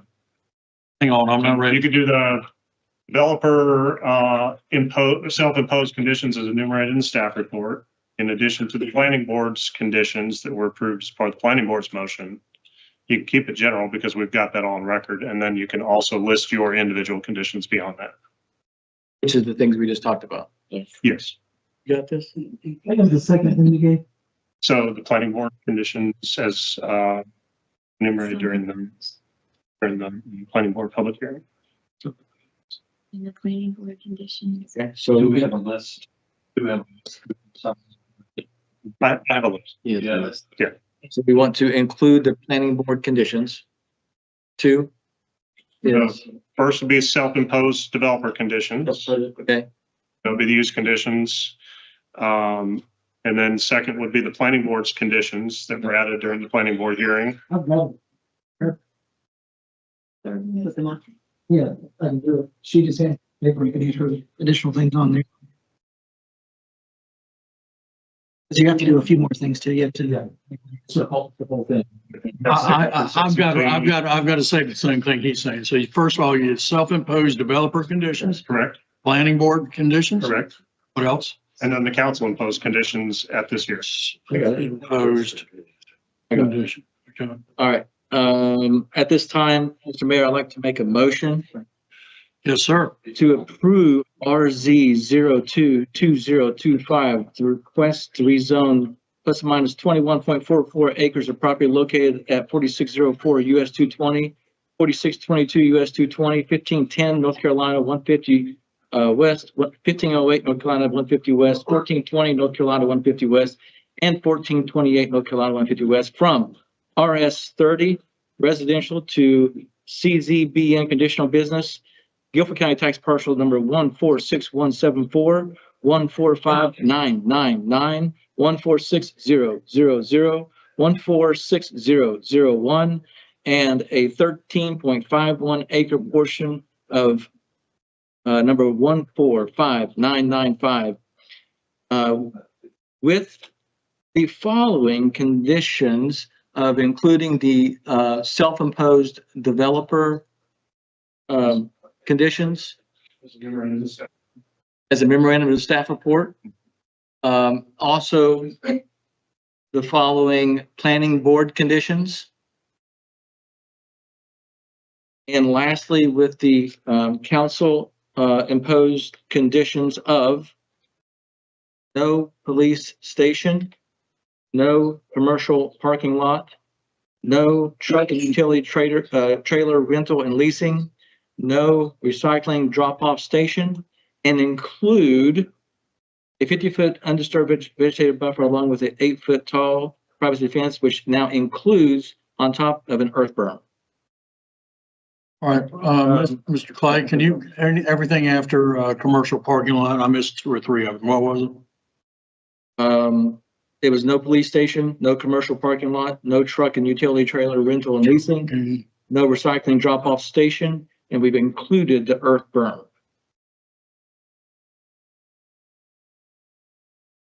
And when you said planning board conditions, I would also mention those are also enumerated in the staff report. I'd like to make a friendly amendment to add to the planning board conditions also in the memorandum of staff report. And then one more thing, you need a statement of reasonableness and consistency. I've got that agreement with the Chinese. If you will. That such rezoning is in the public interest and reasonable, given that it is near a pre-existing commercial development area or development node, is consistent with the UDO for commercial development, and is consistent with the Summerfield comprehensive plan. I accept Councilman Hamilton's friendly amendment. That'd be sufficient. Yeah. Any other, is there a second? I'm gonna second that. That'd be Ms. Devaney. Any discussion? Hearing none, all those in favor of Mr. Clay's motion signify by saying aye. Aye. All those opposed? Record will show that this rezoning was approved unanimously. Thank you. Thank you. Oh, wear me out. Yes. Right. Next, we'll move on to 6A. It's going to be emergency services report. Who's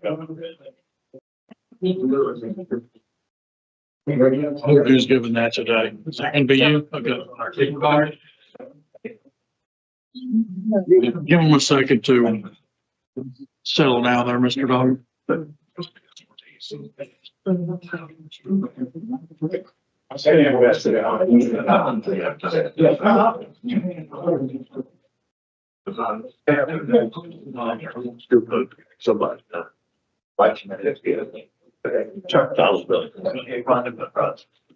You want to?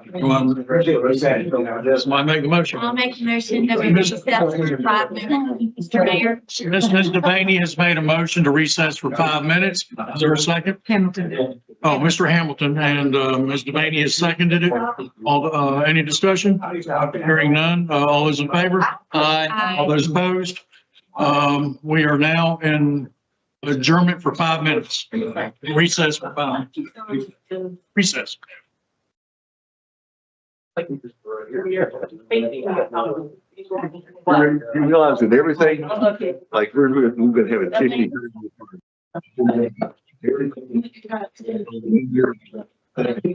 It's the stickers on the wrong. There's the one.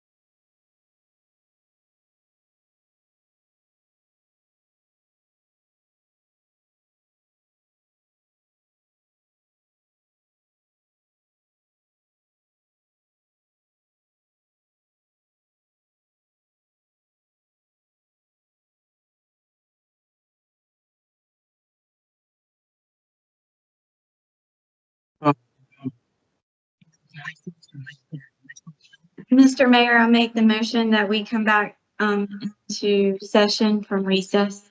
Second? That'd be John Doggett. Any discussion? Hearing none. All signify by saying aye. Aye.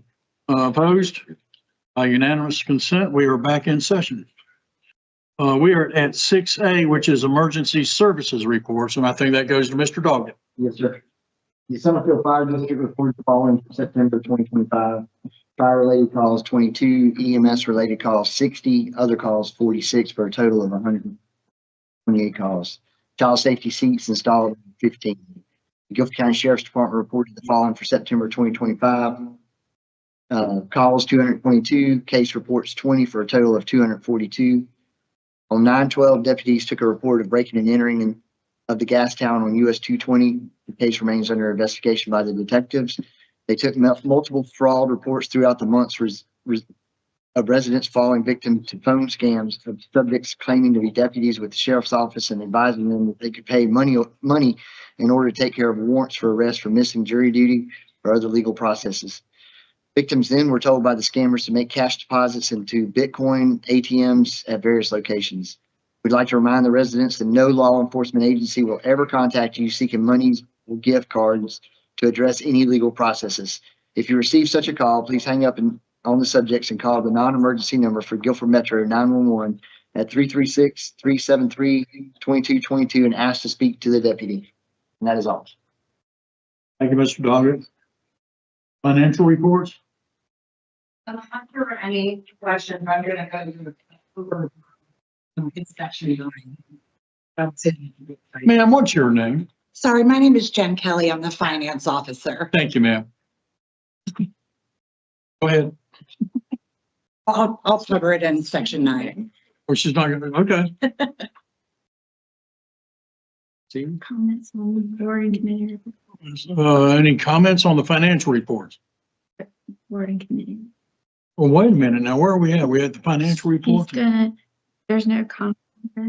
She's. Yeah, okay, all right. Yeah. All right, board and committee reports. I have no comments. No comments. None? Okay. Hearing none, we're gonna go consent, approval of the consent agenda, and we have made some changes to that. We have moved 7C to 9E, and we have deleted deleted the closed session, number 11. Are there any other changes to the consent agenda? The consent agenda is number 7, So we're moving right, 7. so Mr. Mayor, 9E. that's it. Right, right. So Mr. Mayor, I will make the motion that we approve the consent agenda as noted, moving 7C to 9E. Therefore, our consent agenda approval is A, B, and D. Very good. Is there a second? Second. Who is that? Heath Clay seconded it. Is there any discussion? I'll just say, I'm gonna go with it. I do think we should usually have the points be separate. So I'm gonna vote for it. I think in the future for consent agendas, we should do appointments separately. But you're okay with tonight? Yeah. Okay. All those in favor signify by saying aye. Aye. Opposed? Hearing none, this consent agenda is approved with the changes listed by Mayor Pro Tem Devaney. All right, we will go to approval of previous open session meeting minutes from 5/13, 7/28, 8/19, 9/9, and 9/16. That's part of the consent agenda. Okay, yeah, So okay. then we're good. Okay. Old business, approval of solid waste RFP, which is, goes to Manager Rollins. Thank you, Mr. Mayor and Board. As y'all are aware, putting out a business plan for considering bringing billing for trash services in-house. We did do an RFP for trash services. I asked for 2 options. One is to keep direct billing as we currently do it now. And summary billing, bringing that billing in-house. The reason for the consideration of bringing that billing in-house was it would qualify as a service under the North Carolina General Statutes for towns that are incorporated, thus getting us closer to the goal that you all had communicated you want to get to, based on the recommendation from Mr. Jason Joyner and the influence of House Bill 801. I'm very happy to announce that the bid came in and it was surprising. Summarization, as I sent an email yesterday, is that if you decide to go the summary billing, the citizens will save over $4 per quarter what they're currently paying. And that would also include us paying for the billing. I did a detailed business plan to y'all in depth about how that would work in-house and the staff and different stuff. Also in that, there's a big trend, and I included that in my business plan with reports and documentation of going to paperless billing. We have a very educated community when it comes to recycling. I got that from numerous carriers, but our current carrier. And so we feel like there's going to be a big shift from people not wanting to get a paper bill in the mail. I'm actually one of them. I have everything I can to have drafted and ACH'd, and that will save us $1.44 every household every quarter. So the scoring committee was the finance officer, Councilman Clay and Councilman Hamilton sat with us. We went through all four proposals that we got. We got one from GFL, one from Republic, Meridian, and Liberty. Liberty was disqualified because they didn't follow the instructions in the bid packet.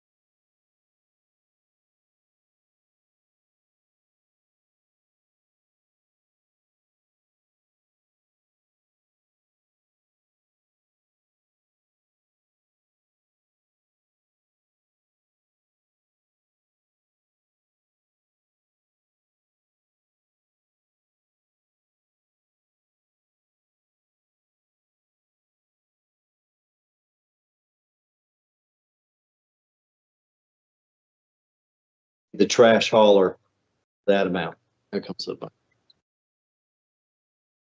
And we are gonna be able to take credit card. It's not gonna be, are we gonna take checks? Are we gonna take all forms of payment or? No Checks? cash. We don't take any cash. No cash, but checks? credit card. ACH, if y'all decide to go with summary billing, we will be able to take checks, credit card payments, ACH. Do you have a method you recommend, preference of one or the other? Well, if somebody has their bill like ACH'd, I mean, that's going to be the best. No, I mean, of the summary. Oh, absolutely. Summary. I mean, I'm all about saving the charter, and this counts for a service, and it gets us closer to having those 4 services. You know, this gets us 2, and the next item on the agenda is to talk about a 3rd service. So I'm all about saving the charter, and I think this is a way solidified. I think it's a win-win-win, Mr. Councilman, with them, because it's less money than citizens are currently paying for the same provider and service. And the direct billing wouldn't qualify as a service. No, sir, it would not qualify. No brainer. So, say, public services. No, sir. Requested it, but we're waiting on them to get us the accounts receivable report. They said it's delayed because they're wrapping up their first quarter of the fiscal year stuff in the accounting department. And they didn't even have a historical like last year? I asked that too, but I'm hoping sometime next week I'll have that for you. Okay, great. Thank you. Republican's a very big company, I found out.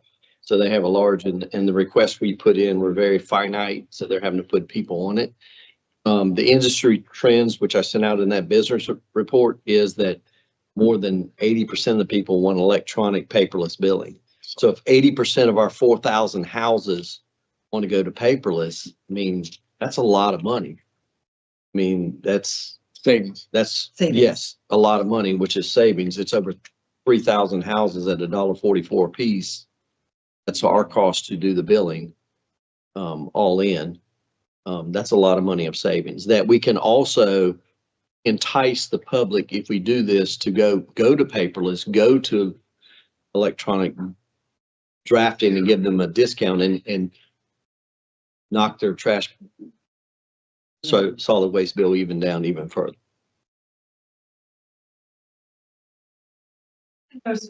When they get an email, a bill email to them, if we will be able to add into that email any community updates of like events going on, or use that as a form of communication with the. A great question. Yes. So the way the system's set up is when the finance officer hits print to print the bills, literally they're going to go to the printer, and those that are paperless are going to get an email simultaneously. We can then have a newsletter attached to that electronic bill. And we also can do a 2-page newsletter along with a paper bill, and it will be collated in the same envelope once a quarter. So one of the things that we had talked about at our planning budget retreat, and I heard you back in March, was, hey, we'd like to start doing a newsletter. We'd like to start being more communicative to our citizenship. And so this is another avenue to do that. We're not increasing postage. It'll be in the same envelope. So you can get it electronically or you can get it paper. The system is intuitive enough to do that. Any other questions? Is there somebody willing to put forth a motion, or is everybody heard enough? You just want a motion to pursue the contract. Jimmy?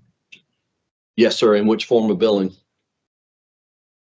Well, Lee, maybe you should go down to see what folks, I'm sorry, Mr. Mayor, see which people. Yeah, Mr. Doggett? Summary. Summary. Robinson? Summary is the one where we do the billing, right? Yes, ma'am. Yeah, summary. And I'm going to say summary too, based on the advice that we were given to, that we paid money for, to have somebody come in and talk with us about services that we can offer to save the charter. So I cannot imagine not voting for that unless we're not trying to save that charter. So I'll do that. Yeah, I agree, Mr. Hamilton. It's a win-win of reducing expense to our constituents, as well as saving this town by saving the charter. I'm all in for that. And I like being able to do a newsletter. Yeah, that was amazing. We've been talking about it. All right, so is there a motion? I'll make a motion that we move forward with the solid waste management system and choosing Republic and doing the summary building. Thank you. And authorize. And authorize Twig to move, and authorize the town manager to move forward with putting the contracts together so that we can get this up and running January 1. I'll second that. Seconded by Mr. Clay. Any discussion? Okay. I can't vote in favor of the summary billing, because HB 801 is just a study. While they're studying what constitutes a paper town, we need to sit down and formulate a strategic plan with input from all citizens on the services we want to offer the town. Duly noted, Mr. Doggett. Any other discussion? I'll make a comment that I feel like this is, we're doing this also for the citizens. If we have been able to come back and lower their rates, we need to put that first. We raised taxes. We said we were going to spend it on certain items. We are moving forward. So we need to think about what benefits the citizens as well. And if we can do this and save them money, possibly save them another $1 or something, that adds up over time with the getting a discount if you pay a year at a time.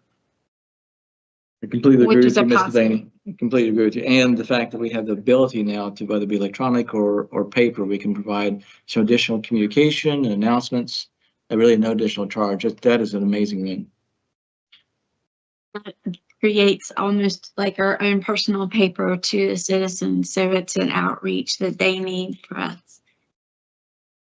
Well, I agree that 801, the House Bill 801 is just a study bill. Raleigh has already reached out to us asking about what services we provide and wanting details of it. So I think that it's pretty clear that the study really has already started. So I feel very confident that we should go ahead and move forward with adding these services.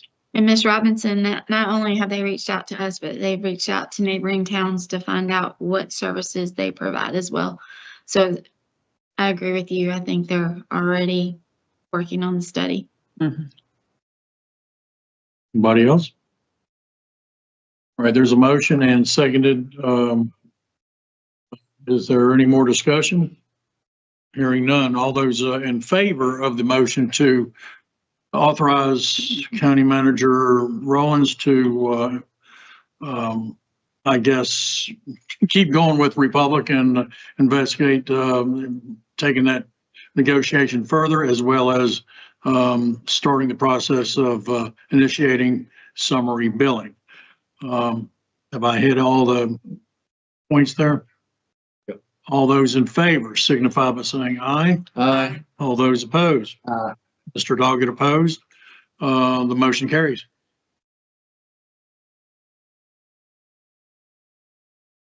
All right, we're now at old business 8B, street light placement.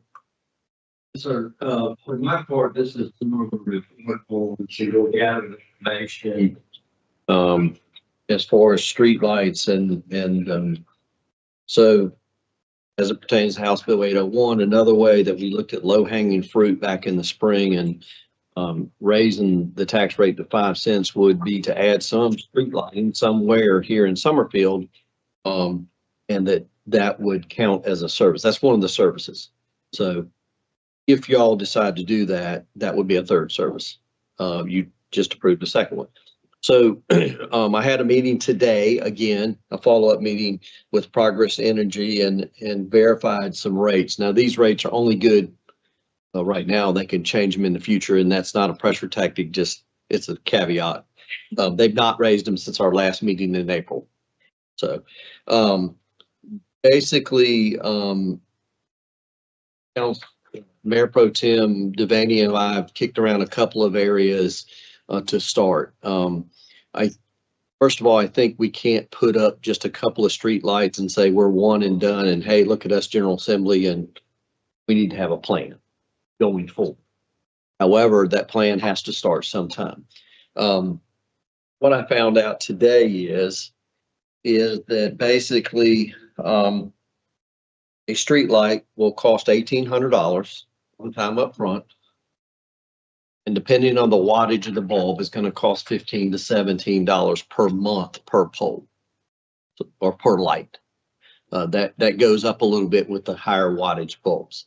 The higher the wattage bulbs, the further it will shine.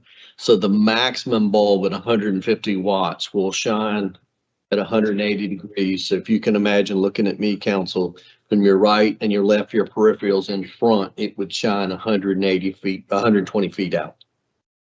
And 15 to 20 feet in the rear. The lower the wattage, the less the distance that it will shine. All the lights that they put up are dark sky compliant, which we comply with our ordinance. We just basically need to come up with some locations. Now, it's not totally up to this body. Anything y'all want to do, because all of our streets are maintained by North Carolina Department of Transportation, have to be approved where they're going over their streets. They're really their streets. They're not our streets. And that's a blessing because we don't have to deal with paving. Trust me, from my last community.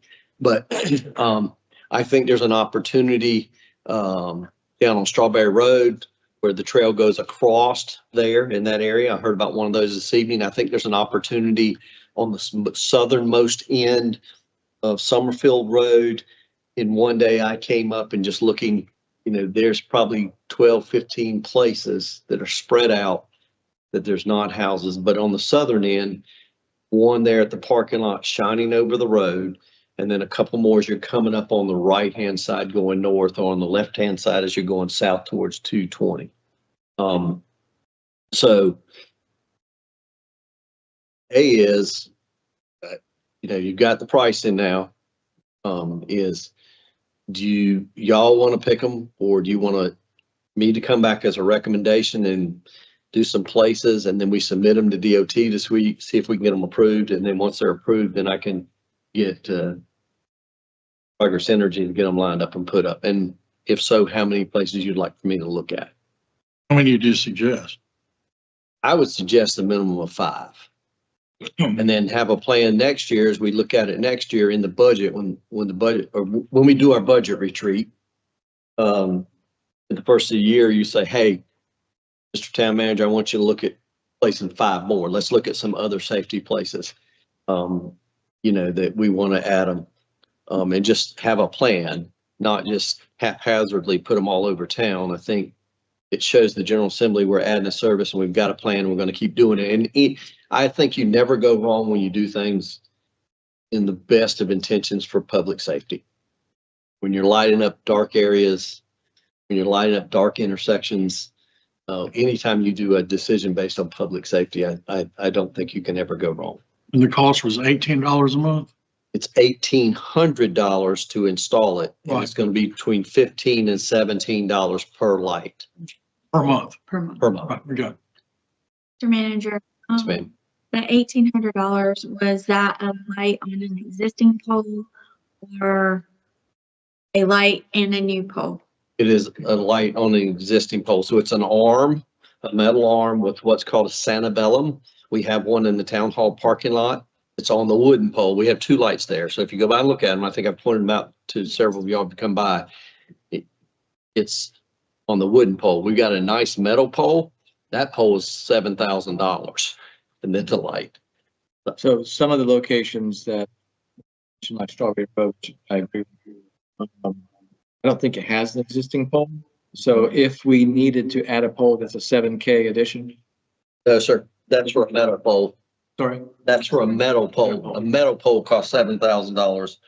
A wooden pole as an additional pole has no cost to add a pole somewhere that there's not light. So it's $1,800 plus with or without the wooden pole? if there's a wooden pole there, or they need to put a wooden pole there. So if you don't have a pole where you want to light, it's the same cost as if you have a pole there. It's no cost. No cost. That's okay. So, Mr. Manager, I have a suggestion. I think we should do, one, maybe two lights starting out at where the trail crosses Strawberry Road, which is, almost to the intersection of Strawberry Road and Highway 220, and put one on either side of the road, for pedestrians that cross. That's that coverage though. I don't think you need one on both sides because it goes really 50 feet. It goes out 100. Do you need Can go one out to or two? 120 feet to the right and to the left and in front. And in front of, so you wouldn't need one So on it would, both sides. one would be sufficient there? Yes, ma'am. Okay, then my suggestion would be put one there. And then, if you start on Summerfield Road, enter from, the south end from 220. And I would suggest putting, you can correct me if I'm wrong, but my thought process originally was put one where you come out of the trail, out of the tunnel, and where the sidewalk or the trail meets the actual Summerfield Road, you would put one there beside of that sidewalk. So those people would be seen, and then cross the road, and maybe not put one directly across the road, maybe one towards 220. So that whole intersection is more lighted as people come off of 220 and turn onto Summerfield Road, and then go down and put 1, 2, 3. That would be 4 there, and then the 5 on Strawberry. I still think if you put it at that crossing with that distance at reach, that one at 220 is already going to be covered. I agree. With Councilman Robinson, because it has 120-foot span to the right and left and in front. I was thinking even on the corner, it would still, okay. It's going to cover right and left 120 feet if we do a 150-foot bulb. Somewhere, let's just say 100 feet, and then in front. And then if the sidewalk's coming up behind them, it's going to cover about 20 feet back behind the lights. That's the way the experts shared with me today. I'd like to see one at the sidewalk, and then however the other 3 need to be placed. And then I would like to see, or have it at least written down that as the greenway is being put in, we want to see and know where there are safety issues. Maybe it's along the treed area where it's really dark. And the next phase might be add more there. Safety issues as to crossing any of the roads where there's a break in the actual trail, the AMY trail going down Summerfield Road. And I'm looking at this for like safety and welfare for citizens. So can I regurgitate? Yes, please. Okay, so basically you would like to have one down near Strawberry Road where the trail passes, and then at the sidewalk, and then coming up Summerfield Road as you're going north on the right-hand side across from the trailer park, strategically placed. And then that's going to eat up 5 very quickly. And then when the trail gets in, we take a look next year. Maybe the plan is we take a look next year after the trail gets in, where do we have some dark spots, some intersections that we want to add? And I think That's my suggestion. What's what's our budget?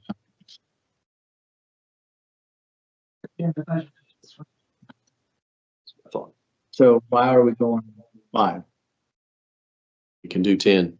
There's enough to do. I originally put money in to do 10, knowing the numbers back in April, and those numbers have not changed. We could do 10.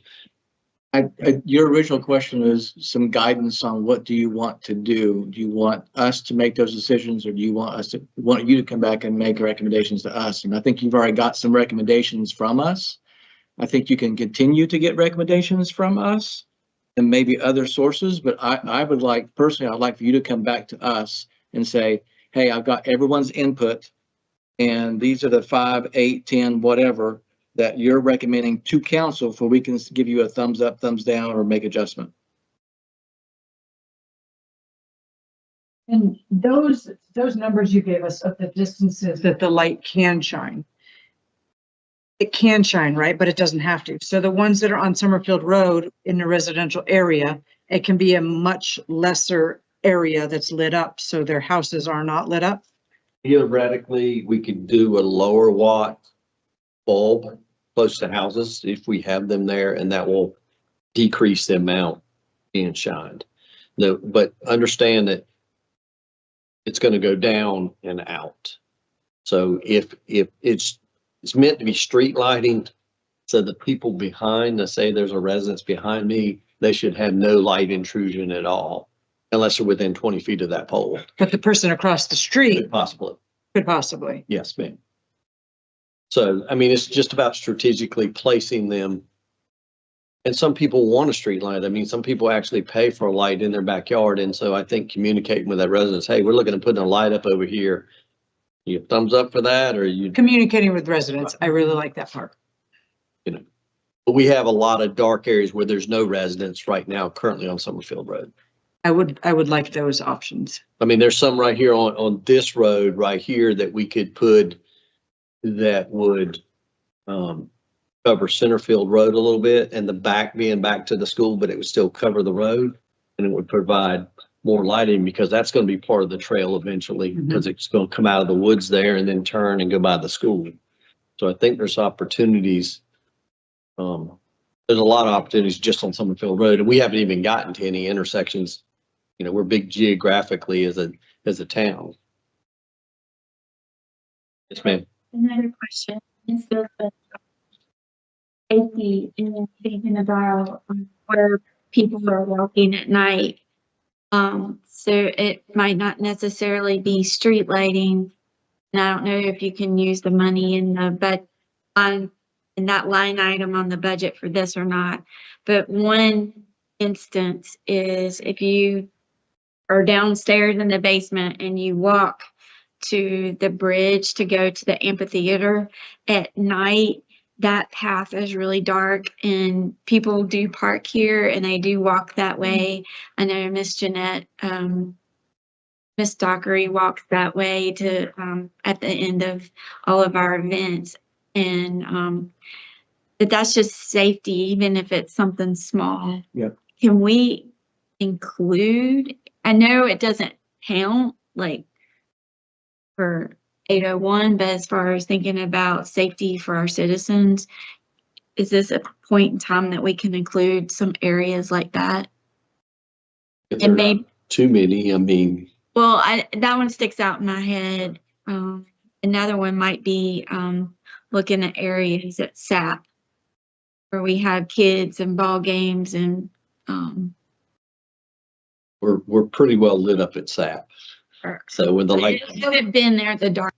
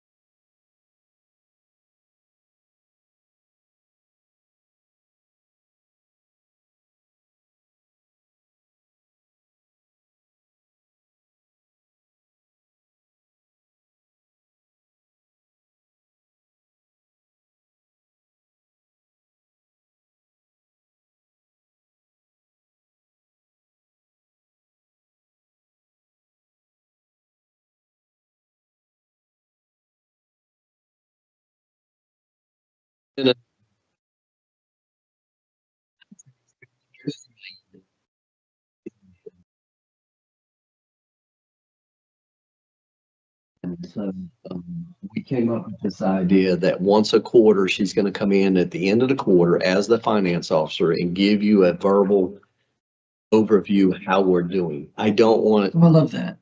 Thank you. I don't, not that we would, but it gives y'all that peace of mind that, and it's only fair to the citizens. I wouldn't want you to be like in Benson, where my mentor is. They kept hearing everything's fine, everything's fine, everything's fine. They didn't pay attention to the auditor. And the last report I got, they're over $500,000 minus in their fund balance.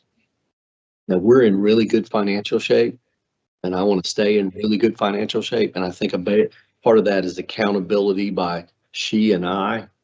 And so I wanted you to hear it from the word horse's mouth, how we're doing, how revenues are going, how expenses are going, how the departments are performing, and give y'all that personally the opportunity to ask her questions. So she's going to be here at the end of every quarter. October just finished our first quarter, July, August.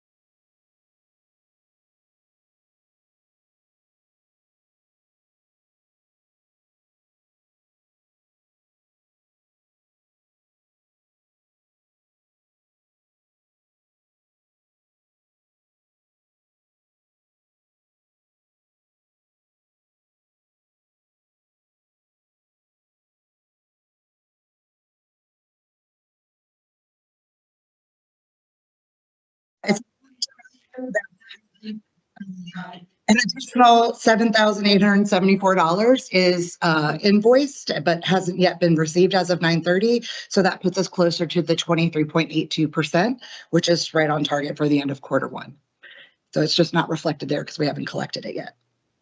The concession revenue for September was received a little bit late on the 7th of October. So we're closer to about 20% because we just received an additional 1,515 that wasn't included in this 9:30. Governing body, personnel expenses are right on track. Majority of the other expenses are one-time annual fees that or services that are billed at various quarters. Capital outlay is pending successful function of this new equipment before those expenses are complete. Professional services, legal firms we have worked with in previous fiscal years have started charging us for the required fiscal year audit confirmation letters. So that's why you'll see a $135 charge already appearing in that area. Our auditor is scheduled to come on the 27th and 28th of this month to do our previous fiscal year audit. We are kind of overspent this quarter with legal fees due to the various cases that are ongoing, and we may need to reassess this line item in the near future. Administration, personnel expenses are right on target. Copier lease and maintenance, the cost per print for color and black and white have increased as of July 2025.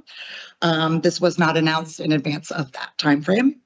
So my recommendation would be if we could consider transitioning to digital or paperless packets for future council meetings, we would save a substantial amount of money and not have to increase that line item. Telephones are actually at 2,258, which is 41%.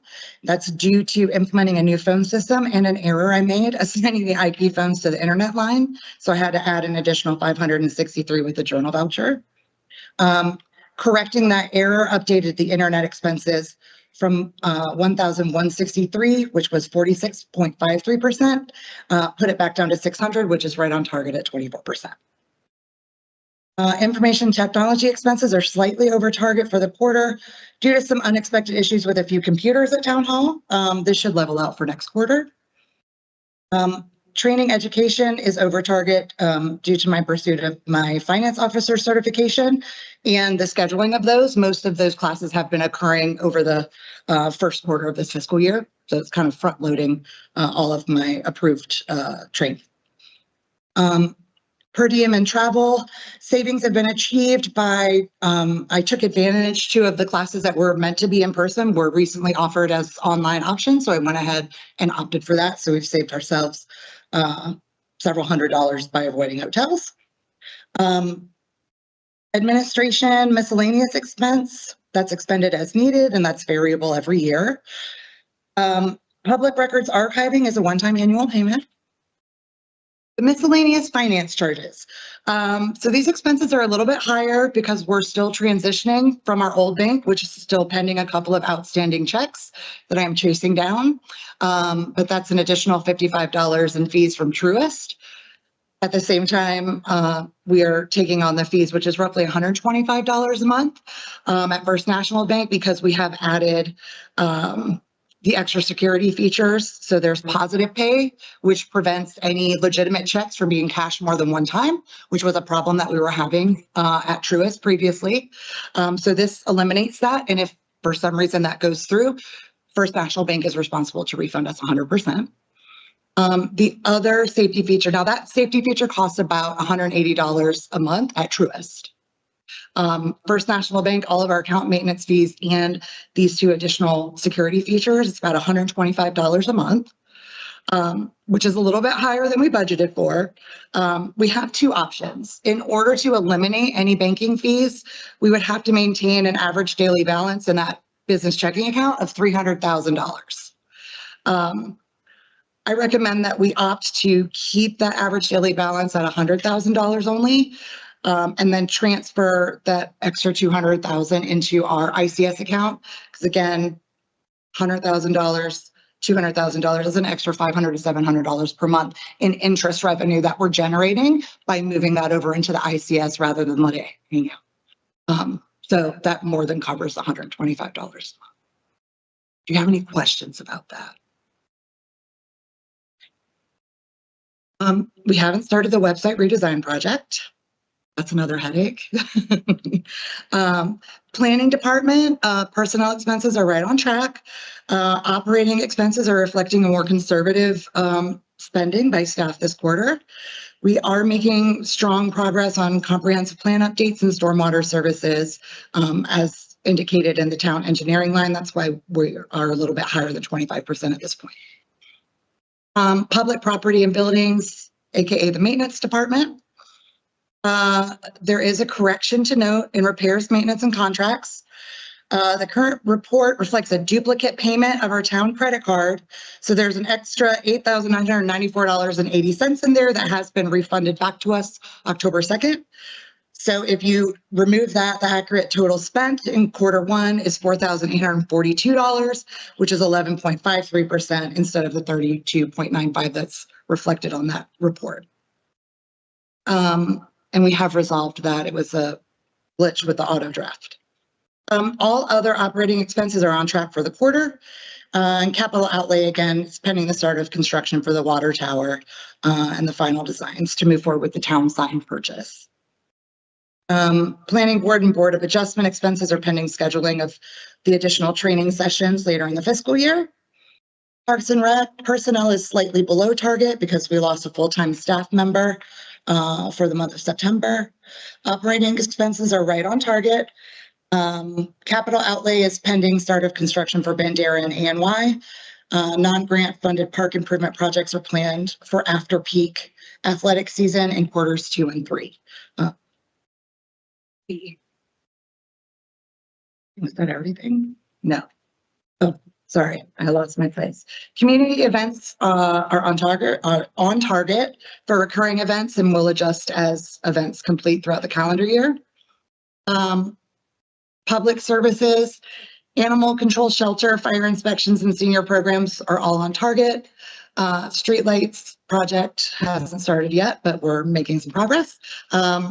Trash service billing. I can go ahead and get the go-ahead at Black Mountain to cash the check. That $5,840 in that line item was for the implementation via the utility billing software. And public safety service total, that $12,500 is really for the service matrix expense. And there's a budget amendment for that coming up next. And no expenses have been submitted to date for trails and open space or historical commissions. Are there any questions? That was a mouthful. Sorry, you guys are going to have a lot of me today. Ma'am, the $100 donation. Dog. Just not throw that in the park. No, I have a, that's where it's living now. I have a budget amendment to create a restricted donation. Okay, is that going to be ongoing for future donations coming into the dog park? Yeah, it's basically until it's expended. So I'll have to get with our parks director, Gooch Gladwell, and kind of find out what his plans are. I wonder if we can put like plaques out there, but somebody wants to put a plaque up for their dead dog or something like that. And sure. Donate money or something like that.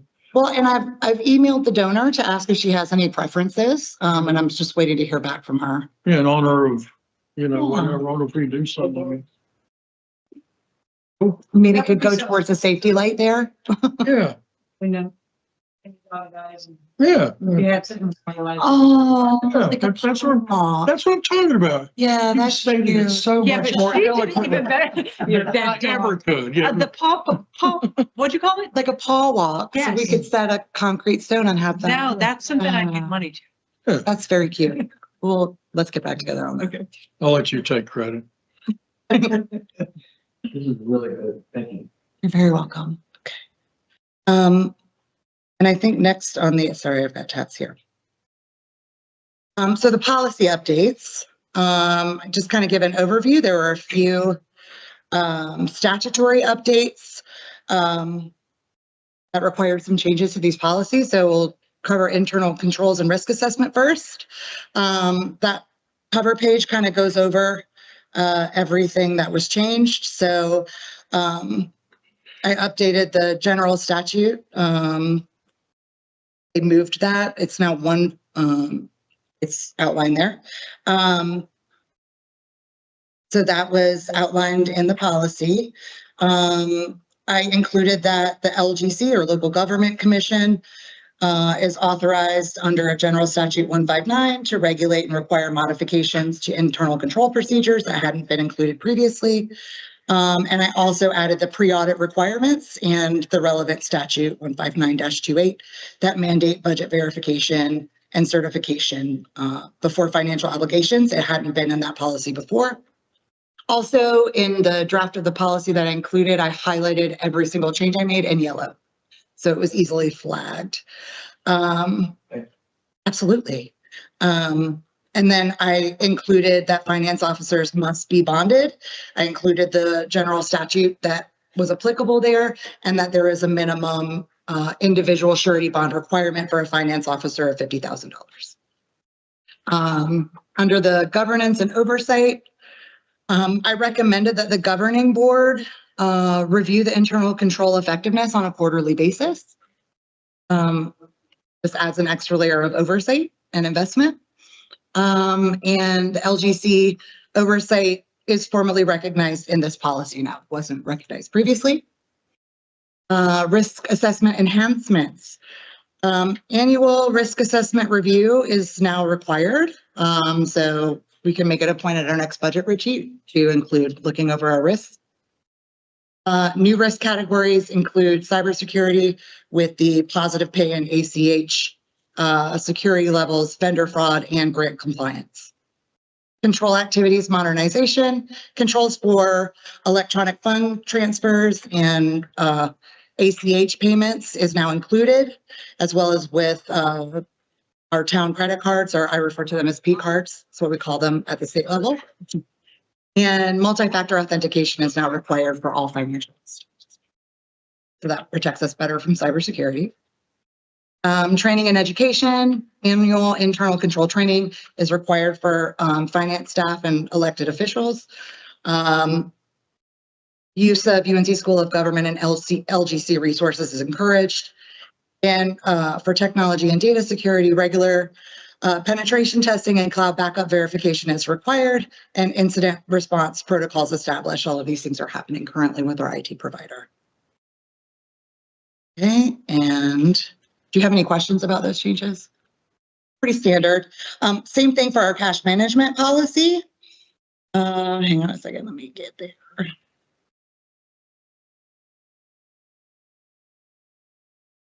Okay, so where is it?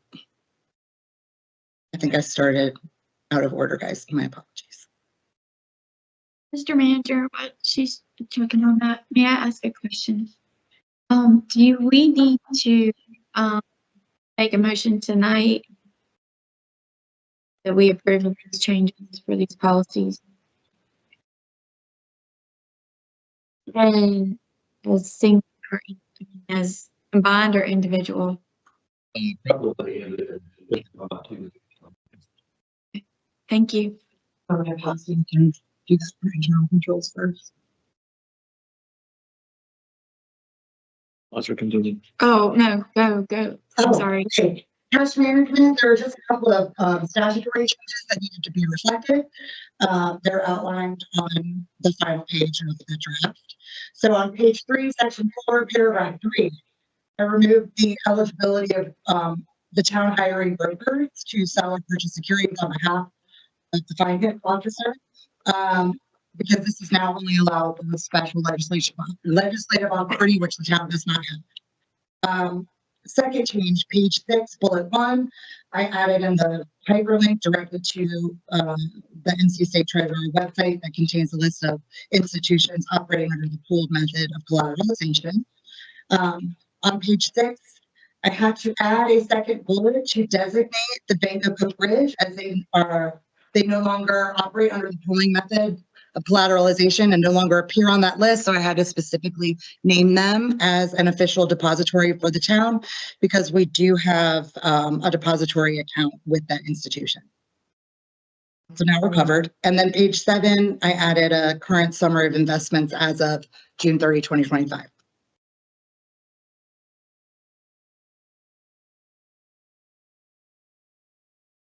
Those are the policies. Do you mind, Councilperson Hamilton, if I take D instead of E to cover the budget amendments? Yeah. Okay. What are we doing here now? You're doing, Skipping the E. so she skipping the, can- Do you want to go ahead and pass those policies? You're going to make a motion To finish off make a motion that we approve the cash management investment policy. There's, I'll second that. any discussion? My motion is to accept the finance officer's cash management and investment policy as written. Is there any discussion? Hearing none, all those in favor signify by saying aye. Aye. All those opposed? I make a motion that we approve the internal controls policy as written and suggested by the finance officer. I'll second. Ms. Devaney seconds. Is there any discussion? Hearing none, all those in favor of accepting or approving the internal controls policy as written by the finance officer signify by saying aye. Aye. All those opposed? Motion passes. Mr. Mayor, you can call things out of order as long as nobody objects. And if she's asking to skip down to E while she's here, I think it's a great thing that I can follow up after her. All right, finance officer budget amendments. Well, the first one, in the packet, I would actually like to request that council rescind their previous, approval of budget amendment 1. And after having some very wonderful conversations with a few of our, council members, and after the discussion this evening, we will, I would like for you to rescind the original approval so I can return 7,000 back to our fund balance. And instead, I will present a new budget amendment to move 7,000 from the public safety line item. That is, we don't foresee any upcoming expenditures out of there. So I will submit a new budget amendment for that $7,000 that was approved to add for the live streaming technology. So I'm asking, will you please rescind your approval of budget amendment 1 so I can reverse it? Yes. Thank you. So make a motion to send our original motion of council budget amendment 1 FY 2025 to 2026. So that we will put the $7,000 or not take it out of the fund balance. It will stay in. Or has it already been taken out? We will. I'm going to reverse it. Right. Okay, we're going. Has it been taken out? It has. So you're going to put it back in? Yeah, so by you rescinding your approval of Did the I say budget that amendment 1, I correctly? can reverse it. Did I say that correctly? I think so, yeah. I think we all know what you meant. Is there a second? Second. All right, I have a dueling second. Who wants it? All right, Mr. Clay has seconded. All those in favor of, is there any discussion? Hearing none. All those in favor of rescinding council budget amendment number 1, taking money from undesignated fund balance, increase 7,000, 143, 244 to 150, 244 to 2010400, government body capital outlay 2010404, increase 7,000 to 15,000. Signify by saying aye. Aye. All those opposed? Wait a minute, that's not what I said. Well, that's, I'm going to present a new budget amendment at this meeting. That's going to correct it. But I thought my motion Oh, I was was reading here. to rescind. Yes, rescind it, right. yes. Not do this. No, just that budget amendment 1. Yes, I'm going to completely reverse the actions outlined in that budget amendment. Number 1, completely rescinded. Yes. Okay, Yes. Okay. Are we good? I'm for it. Okay, all those signify by saying aye. Aye. Opposed? Hearing none, the motion passes. Okay, the next item in that section is a budget transfer memo, our first one of the fiscal year. This one doesn't require approval. I'm just letting you know because of the additional finance charges this quarter. I have moved money from the administration operating expenses advertising line item and moved it to cover the additional $109 that was unbudgeted for public records archiving. It's a one-time fee. They raised their prices without announcement. And the additional $200 in miscellaneous finance charges. Both of those were moved from the advertising, administrative advertising budget. The next item in the packet, council budget amendment number 4. This one essentially creates a new line item. So I'm requesting that we create a new account code under professional services, 301203, other contracted services, and increase 12,500 from 0 to 12,500 so that I can then move 12,500 from public services, public safety service. I'll decrease that from 12,500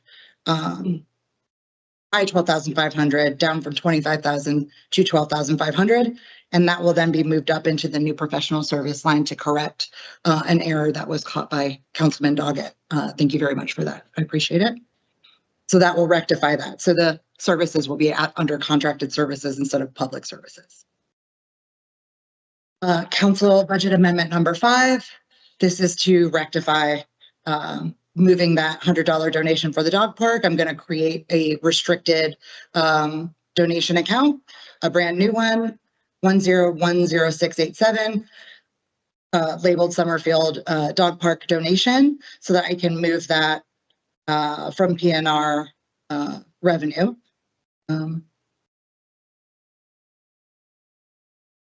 Oh, sorry. Yes. Expense.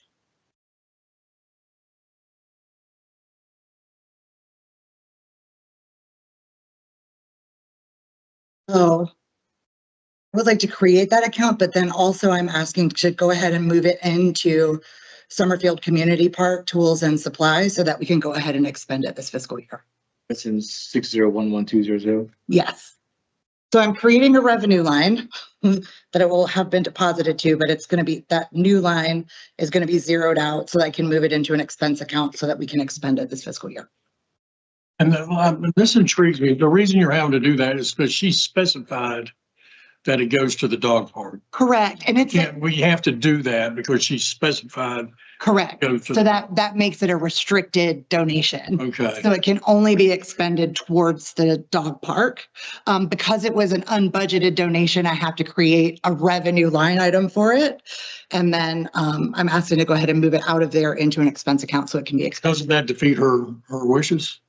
If she's wanted to be expended? Yeah, so I've asked her to just kind of give us a few more expense criteria, like how she would like it to be spent, and then now it'll be freed up and we can. Okay, thank you. Of course. Do I hear a motion? Any question? Can we make a motion? Can somebody make a motion to cover transfer 1, 4, and 5 at the same time?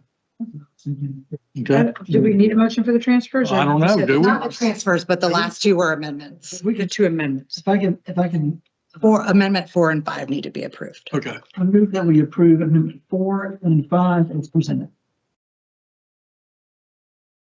A motion made by Mr. Hamilton, seconded by Mr. Heath. Is there any discussion? Hearing none. All those in favor of approving amendment number 4 and 5, signify by saying aye. Aye. All those opposed? Hearing none, those amendments are approved.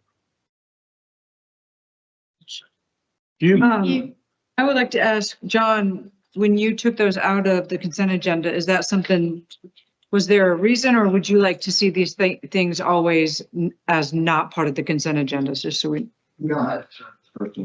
Oh, okay. Yeah, I'm concerned with the first one. Okay.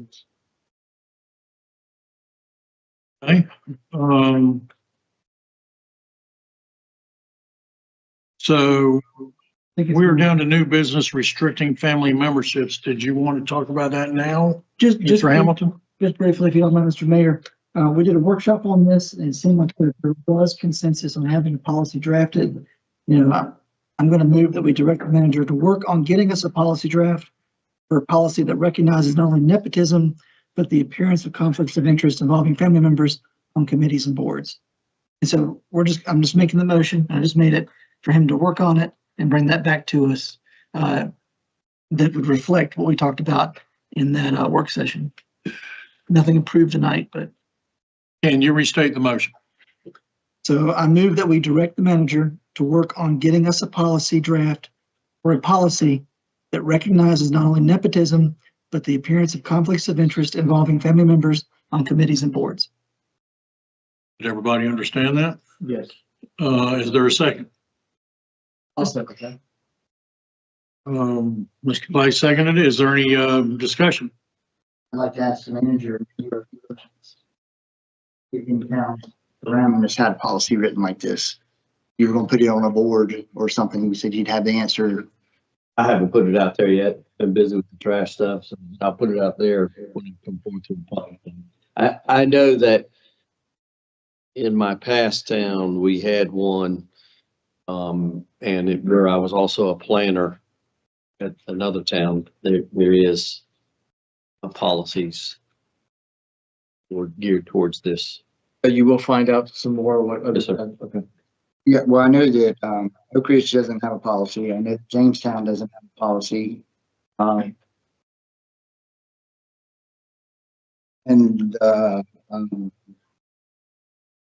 School government doesn't say you have to have a policy, but they leave it in the council's hands to make the decision. I think that we're a smart enough council to understand that it's not the best thing to have family members on there, but I do understand also that we don't have enough volunteers for some of these committees. So my thought would be that, you know, if you did have married couples on a committee and somebody else stepped up wanting to serve, that the family member would understand that somebody's got to get off the board or the committee. But I just don't think something like that needs a policy. Well, I remember when we discussed that about the planning board, that's what your dad was on. And I remember you being very hesitant and you said the same thing. You said it's hard to find people, but I don't think we've had an issue with finding people for the planning board since then. We've had it filled. I think with these committees, if we're having trouble finding people, and again, Mr. Doggett, this may be something you missed because we talked about this at the workshop. But if we're having trouble finding people for committees, that sends a signal. So if the only folks that are interested is a couple of households and it's the family members there, you know, we're not talking about saying people can't be involved or can't do anything, but we are talking about only one vote per household. So if you got, you know, a mom and a dad and a brother and a sister and all of them form a committee, that's 4 votes. You know, I just think, you know, when you say people are, you know, smart enough not to do this, you know, we got laws against killing, you know, and people know not to kill. And so, you know, something like this, I think if we lay it out there, it's about not just a conflict of interest, but the appearance of a conflict of interest. And it helps bolster, you know, confidence in us to know that, hey, I'm not going to put my son on something. I'm not going to put my dad on something. I'm not going to have a family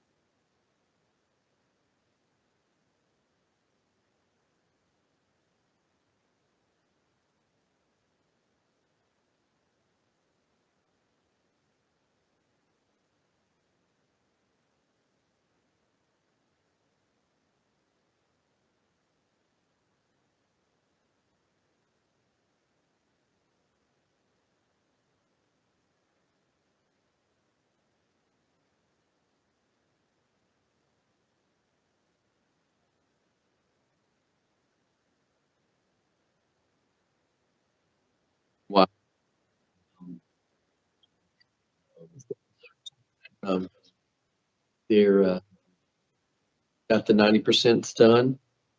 And it's moving forward also. The sign, we're waiting on the encroachment agreement to come back from DOT. They've just changed district engineers, so I understand things have been slowed down a little bit. So those are kind of the updates on the project. Monumental, we got the trash across the line in time. So that was a big win for the staff and for the town. Strategic planning, I'm holding that off for a little while. We had the first quote come in under 30,000, so we don't have to do an RFP for that one. Giving us a little time to get some stuff out to bid and then starting that after the first year. And as I relayed before, I don't think it's fair to start one now when we may have some new people sitting up here in 2 months. So starting that with whoever the council is at that time. There's one other thing I was going to think about the projects. One of the things that I'd like for council to give me some feedback on is if it's not evident to you, it is really evident to me that we have a phenomenal staff. You got 2 sitting over there. You got one that got up here, just regurgitated his neck deep, and you got another one in planning. We have a phenomenal staff.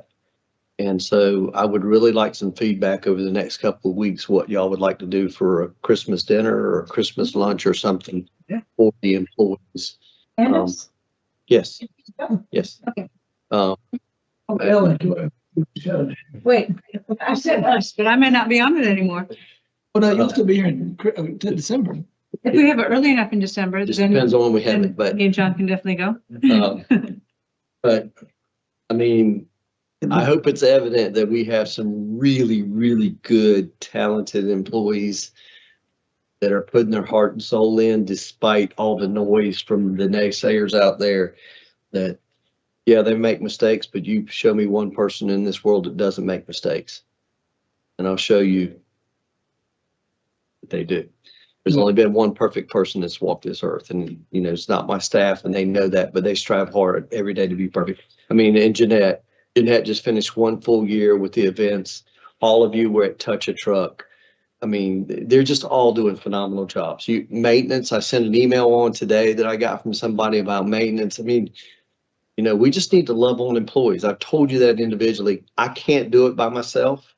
I do it every chance I can. But if you appreciate them and you want to keep them, we need to show them. And it's words of affection. It's Christmas dinners. When it comes time for compensation, you've got to take care of the employees. Because when you got this kind of talent, people take notice and they will steal them. I stole them from somewhere. Hello? I stole them from somewhere. So just keep that in mind as you think about As an attorney, I'm going to advise you to stop speaking. So another thing that Jeanette and I have talked about is next year's our 30th anniversary. I'd like for y'all to start brainstorming, having some discussions with me about how we can make next year a celebration year. We've got a lot to be proud of. And so maybe we're going to be coming to you with, I've asked Jeanette to kind of put together a budget, some ideas. Nothing extravagant, but how we can do next year a little bit bigger and better, you know, especially Founders Day, 30th anniversary, something, I don't know, but just ask you to brainstorm on that. I did have a meeting with the county manager this last Friday morning. He's new, I'm new. Well, been here a year yesterday. Thank you, Grace. Praise Jesus. And to start to mend that relationship that's been frayed. And he was very amicable. We had a great discussion. We went over all of our projects they're invested in. I started begging for money for Bandera, just so you know. We talked water, we talked housing, and he asked me if I would participate in a manager's forum with other managers, and I said absolutely. We actually had one in my last county, and where the managers get together. So that was a great discussion, and look forward to more discussions. I also, in the last 2 weeks, had a meeting with the Rockingham County manager, as all of you well know, I think. And that discussion was wrapped around water. They have water to 158. It was very warmly received about us possibly buying water from them. He had his engineer there and he had his public works director, and he was going to go back and talk to his people. So one of the things that Mr. Faulkner talked about, what's that for government work? So one of the things, he met with me today at 3:00 and he said, "Where are y'all on water?" And I said, "I think there's an interest among council. They've tasked me to start looking at things. We're looking at adding services. I've just had a conversation." He said, "Whatever money I would put into my piece of property for water, I will give to the town to get me water." He said, "If it's $500,000, it's $500,000. So that discussion is very timely with Rockingham County. If they brought water, they have it down right to the county line up here at 158. It'd be like 3 miles. If he gives us $500,000 and, however we pay for it, financing, bond or whatever, we could bring water down that spine of 220 where everybody's talking about this is where commercial should go and those commercial businesses. So not only will we get $500,000 towards or whatever that number is, I'm not going to hold him at 500,000, but also we can charge them. They'll be charging customers buying water from us. So be thinking about the future because we're growing and there's a lot of opportunities, and it allows us to comply with our agreement with the NAACP and start moving towards that. So that is basically my report, and I'll entertain any questions from the board. Is that potable water? Yes, sir. That's potable water coming from Rockingham. That's treated. Mr. Mayor, can I start with a question? Yes, please. Hey, Mr. Manager, I'm glad that you're talking about that out in the open as far as the water goes, being transparent. It's one of the concerns I heard from a lot of people before is there's this mystery around, what are folks trying to do? So if you could continue doing that and making sure everybody stays in the loop and the public is aware of those things, because it's a lot of concern. That's a very touchy topic. So I want to make sure that we're very open about all of those things. So as you have these discussions about possibilities, and of course, that's what you're not committing anybody to anything. Correct. From what I understand, you're just talking to folks. And these are talks and discussions that are really the result of pressure that we've received, communications that we've had concerning the charter, developments here, really the thumb on Summerfield. And so I understand those efforts to understand what can be done, what can't be done. So if you would just continue to be transparent like you're being, because I think that's what people demystify, take away any kind of conspiracy talk, make sure folks know exactly what is talked about and, what are possibilities. And I'll reiterate to you all and to the public and to the public out there in the internet world, my door is always open. If you want to have a discussion, have a cup of coffee and get the truth about what's happening on instead of the insinuations, I'm open for it anytime, any day. You may have to set an appointment to come see me because I may be busy with somebody else or a meeting, but I'm open. I'm your manager.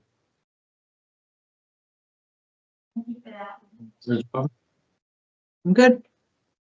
I've never seen y'all make any mistakes. I'm sorry, he mentioned that earlier. I just want to go on record. I've never seen it, so thank y'all for what you're doing. That was his mistake.